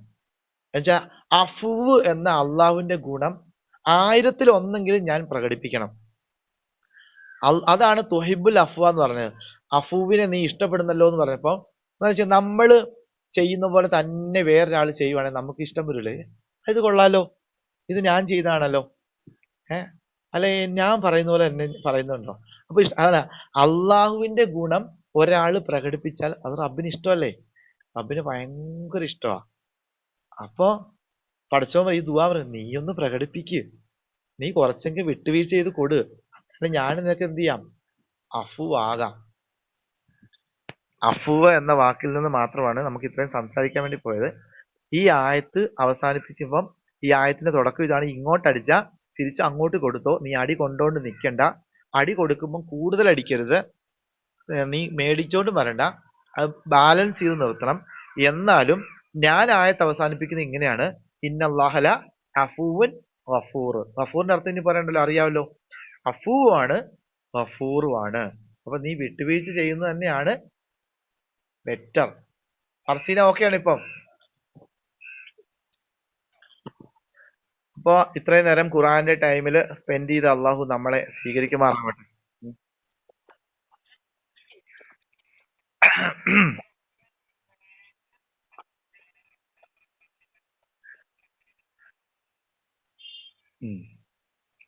അതായത് ഹൈലുള്ള സമയമാണോ ഉദ്ദേശിക്കുന്നത്? പല ആളുകളും പേഴ്സണലായിട്ട് ചോദിക്കുന്നതാണ്. ഇപ്പം ചോദിച്ച സ്ഥിതിക്ക് കോമൺ ആയിട്ട് പറയാം, കുറെ പേർക്ക് ആൻസർ കിട്ടുമല്ലോ. ഈ ഹൈള് എന്ന് പറയുന്ന സാധനം ഒരിക്കലും ഒരു രോഗമല്ല, ഒരു സ്ത്രീ വെറുക്കപ്പെട്ടതല്ല, ഒരു ശാപവും അല്ല. ആ അള്ളാഹു ഒരു മനുഷ്യന് നൽകിയിരിക്കുന്ന സ്ത്രീത്വത്തിന്റെ മാതൃത്വത്തിന്റെ അടയാളമാണ്. അൽഹംദുലില്ലാ, ആദ്യം അതിനെ തിരിച്ചറിയുക. പക്ഷേ ആ ആ പെണ്ണിന്റെ ആത്മാവിന് ഒരു പരിശുദ്ധിയും കോട്ടം വരുന്നില്ല. ശാരീരികമായി ബ്ലഡ് വരുന്നതുകൊണ്ട് മാത്രമാണ് അവൾ നജസ് ആകുന്നത്. സോ ആ സമയത്തിൽ നിന്നും, നമസ്കാരത്തിൽ നിന്നും, മറ്റേ ഖുർആൻ പാരായണത്തിൽ നിന്നും, നോമ്പിൽ നിന്നൊക്കെ പഠിച്ചവൻ എന്ത് ചെയ്തു? വിട്ടു നിൽക്കാൻ പറഞ്ഞു അവളോട്. അപ്പൊ പഠിച്ചവൻ തന്ന ഓപ്പർച്യൂണിറ്റിയാണ്, അത് കൃത്യമായി അവൾക്ക് ഉപയോഗപ്പെടുത്താം. ആ സമയത്ത് അള്ളാഹ് കൊടുത്ത് വിട്ടുവീഴ്ചയാണ്. ഇവിടെ നമസ്കാരം അവൾ നമസ്കരിക്കേണ്ട ആവശ്യമില്ല, അള്ളാഹ് കൊടുത്തതല്ലേ. പക്ഷെ അവളുടെ ഉള്ളിലൊരു ദുഃഖമുണ്ട്, എനിക്ക് നമസ്കരിക്കാൻ നോമ്പിലൊക്കെ പറ്റുന്നില്ലല്ലോ, ഇങ്ങനെ സംഭവിച്ചല്ലോ എന്നുള്ളത്. സാരമില്ല, അത് പഠിച്ചവൻ തന്നെയല്ലേ, പഠിച്ചവൻ അറിയാമല്ലോ റമദാനിൽ നിനക്ക് ഇത്ര പ്രാവശ്യം ഇങ്ങനെ സംഭവിക്കണം എന്നൊക്കെ. സബർ ചെയ്യുക. പിന്നെ ആ ഉള്ളിലെ ആഗ്രഹം ഈമാന്റെ ഒരു ഭാഗം കൂടിയാണ്. ഓക്കെ, നോമ്പാണെങ്കിൽ അത് വെച്ച് വീട്ടേണ്ടതാണ്. ഇപ്പം ഇവിടെ ചോദിച്ചത് ഖുർആന്റെ വിഷയമാണ്. ഈ സമയത്ത് നിങ്ങൾ ഖുർആൻ ഓതണ്ട. ആരാ നിങ്ങളോട് പറഞ്ഞ ഖുർആൻ ഓതാൻ? അള്ളാഹ്ക്ക് അറിയാമല്ലേ ഇത് വരുമെന്ന്. ആ സമയത്ത് നിങ്ങൾ ഖുർആൻ വേണ്ട, നിങ്ങൾക്ക് ഖുർആൻ പഠിക്കണമെന്നും ഖുർആനുള്ള ബന്ധമുണ്ടെന്നും നിങ്ങൾക്ക് താല്പര്യമുണ്ടെന്നും എല്ലാം എനിക്കറിയാം. നീ ഒരു കർമ്മം ചെയ്തില്ലെങ്കിലും ഒരു കർമ്മം ചെയ്യാൻ വേണ്ടി തന്നെ നീ മനസ്സിൽ ഉദ്ദേശിച്ചാൽ തന്നെ അത് ചെയ്തതായിട്ട് ഞാൻ കൂട്ടി പോരെ. അപ്പൊ മറ്റുള്ളവർ കഷ്ടപ്പെട്ട് ഓതുമ്പം നീ ഇവിടെ എനിക്ക് ഹൈദ് അല്ലായിരുന്നെങ്കിൽ ഞാൻ ഓതും എന്ന് ചിന്തിച്ചപ്പോൾ തന്നെ അവരെ പോലെ തന്നെയായി നീയും അവരെ പോലെ തന്നെയായി എന്നാണ് അള്ളാഹു പറയുന്നത്. അപ്പം രക്ഷപ്പെട്ടു ശരിക്കും പറഞ്ഞാൽ. അള്ളാഹ് എന്ന് ഹൈദായാൽ മതി, അപ്പൊ ഓതണ്ടല്ലോ. മനസ്സിൽ ചിന്തിച്ചാൽ തന്നെ ഓതിയ കൂലി കിട്ടി എന്നല്ല അള്ളാഹുവിന്റെ ഒരു നമ്മളുമായിട്ടുള്ള ഒരു വിഷയം പറയാം, നന്മയുടെ വിഷയത്തിൽ. ഇനി അതിനെ പ്രവർത്തിച്ചാല് നിയത്ത് ചെയ്തതിന്റെയും പ്രവർത്തിച്ചതിനും വേറെ ഫലം കിട്ടും. ഇൻ കേസ് ഇങ്ങനെ ഇരിക്കുന്ന സമയത്ത് ഒരാൾക്ക് ഒരു യൂണിവേഴ്സിറ്റി എക്സാമിലോ സ്കൂളിലൊക്കെ പങ്കെടുക്കുന്ന ഒരു കുട്ടി ഹൈദുണ്ടായി, അവൾക്ക് ഖുറാനിൽ തന്നെ ഇൻവോൾവ്ഡ് ആവണം, ഖുറാൻ എടുത്ത് എക്സാം ഒക്കെ എഴുതി വരും. ഈ സമയത്ത് പണ്ഡിതന്മാർ പറയുന്നത് കയ്യില് ഗ്ലൗസ് പോലുള്ളതും എന്തെങ്കിലും സ്കെയിലോ പേന പോലുള്ള എടുത്തിട്ട് ഖുർആന്റെ പേജുകൾ മറിച്ച് നിങ്ങൾക്ക് പാഠം പഠിക്കുന്നതിന് പ്രശ്നമല്ല. അത് അന്നത്തെ കാലത്തെ ഫത്വ. ഇന്ന് ടാബില്, കമ്പ്യൂട്ടർ, മൊബൈലിലൊക്കെ നിങ്ങൾക്ക് ഡയറക്റ്റ് എന്ത് ചെയ്യാം, ഒരു ഗ്ലൗസ് പോലും ഇല്ലാതെ ഈ സമയത്ത് നിങ്ങൾക്ക് ഖുർആൻ ഓതുകയും എടുക്കുകയും ചെയ്യാം. കാരണം ഇതൊന്നും ഒരിക്കലും ഖുർആൻ അല്ല, ഫിസിക്കലി ഖുർആൻ അല്ല, ഇത് മറ്റു ഉപകരണമാണ്. അതിനകത്ത് ഖുർആൻ ഓപ്പൺ ആവുന്നു മാത്രം. ഈ സമയത്ത് എടുക്കാം. പക്ഷേ നിങ്ങൾക്ക് എമർജൻസി സാഹചര്യത്തിൽ മാത്രം നിങ്ങൾ എടുത്താൽ മതി. വീട്ടിൽ ചുമ്മാ ഇരിക്കുന്ന ഹൈദ് പിടിച്ച ഒരു ഉമ്മ എന്ത് ചെയ്യണ്ട, ഇത്രയും കഷ്ടപ്പെട്ട് ഖുർആൻ എടുക്കണ്ട. അള്ളാഹ് പറഞ്ഞില്ലല്ലോ അങ്ങനെ എടുക്കാൻ. മൊബൈലിലും എടുക്കണ്ട. നിങ്ങളെ മനസ്സിൽ കാണാപ്പാടുള്ള ഇഫ്ള് നിങ്ങൾ ഓതിയാൽ മതി, അത് കുഴപ്പമില്ല. മനസ്സിൽ ഓതുക, തെറ്റിദ്ധാരണ നമ്മുടെ മനസ്സിൽ ഓതാം ഇഫ്ള്. പുതുതായിട്ട് ഖുർആൻ എടുക്കാൻ പോകണ്ട. ഇൻ കേസ് നിങ്ങൾക്ക് എടുക്കേണ്ടി വന്നാൽ, ഇപ്പൊ ആരെങ്കിലും പറയാ ഉസ്താദ് ക്ലാസ്സിൽ പറഞ്ഞല്ലോ മറ്റേ നിസായിലെ ആയത്ത് ഏതായിരുന്നു, അപ്പൊ നിങ്ങൾക്ക് കാണിച്ചു കൊടുക്കാൻ വേണ്ടി ഒരു പക്ഷേ ഖുർആൻ ആയത്ത് ഇംപ്ലിമെന്റ് ചെയ്യാൻ വേണ്ടി നിങ്ങൾക്ക് എടുക്കേണ്ടി വന്നാൽ മൊബൈലിൽ എടുക്കാം, അല്ലെങ്കിൽ ഗ്ലൗസ് ഇട്ടിട്ട് ഒറിജിനൽ ഖുർആൻ തന്നെ എടുക്കാം. അത്തരം സാഹചര്യം അല്ല എങ്കിൽ നിങ്ങൾ എടുക്കണ്ട, നിങ്ങൾ ഓതണ്ട. പഠിച്ചതിന് പ്രശ്നമില്ല. പഠിച്ചതിന് പ്രശ്നമായി പിന്നെ നിങ്ങൾക്ക് തന്നെ പ്രശ്നമില്ല. ഓക്കെ.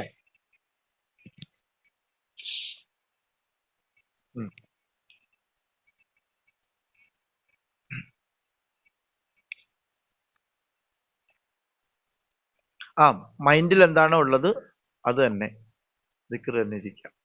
പിന്നെ ഈ അമാനി തഫ്സീറിന്റെ കേസല്ല ഇപ്പൊ ഫൈസാത്ത ചോദിച്ചത്. അമാനി തഫ്സീർ എന്ന് പറയുന്നത് ഖുർആൻ അല്ല, അതെടുത്ത് വായിക്കാം. മലയാള പരിഭാഷയാണല്ലോ, അതിന്റെ അകത്ത് അറബി ആയത്തുകൾ എഴുതിയിട്ടുണ്ടെങ്കിലും അതിനകത്ത് മലയാള പരിഭാഷ ഖുർആനിന്റെ ഉദ്ദേശത്തിൽ നിന്നും വിട്ടുകടന്നു പരിഭാഷ തഫ്സീർ എന്നുള്ള അർത്ഥത്തിലേക്ക് പോയി. ഒറിജിനൽ ഖുർആന്റെ ലക്ഷ്യം പൂർത്തീകരിക്കുന്ന സാധനം ഇതാണ് നമ്മള് ലാ യമസ്സുഹു ഇല്ലൽ മുത്തഹറൂൻ എന്ന് പറഞ്ഞത്.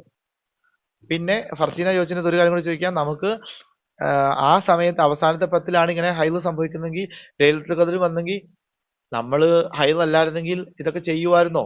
ഇത്തിക്കാഫ് പോയി ഇരുന്ന് അല്ലെ അന്നത്തെ രാത്രി ചെയ്യുമായിരുന്നോ?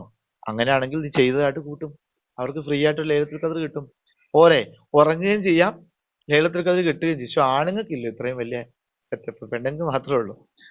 അപ്പൊ ഇൻഷാ അല്ലാഹ് പഠിച്ചവൻ ഇത്രയും നേരം ഇരുന്ന് നമ്മുടെ ഈ ഇരിപ്പിനെ കബൂൽ ചെയ്യുമാറാവട്ടെ, പാപങ്ങളൊക്കെ പുറത്തു നൽകി അനുഗ്രഹിക്കുമാറാവട്ടെ. സുബ്ഹാനക അല്ലാഹുമ്മ വബിഹംദിക അശ്ഹദു അല്ലാ ഇലാഹ ഇല്ലാ അൻത അസ്തഗ്ഫിറുക വഅതൂബു ഇലൈക്. അസ്സലാമു അലൈക്കും വറഹ്മത്തുള്ളാഹി.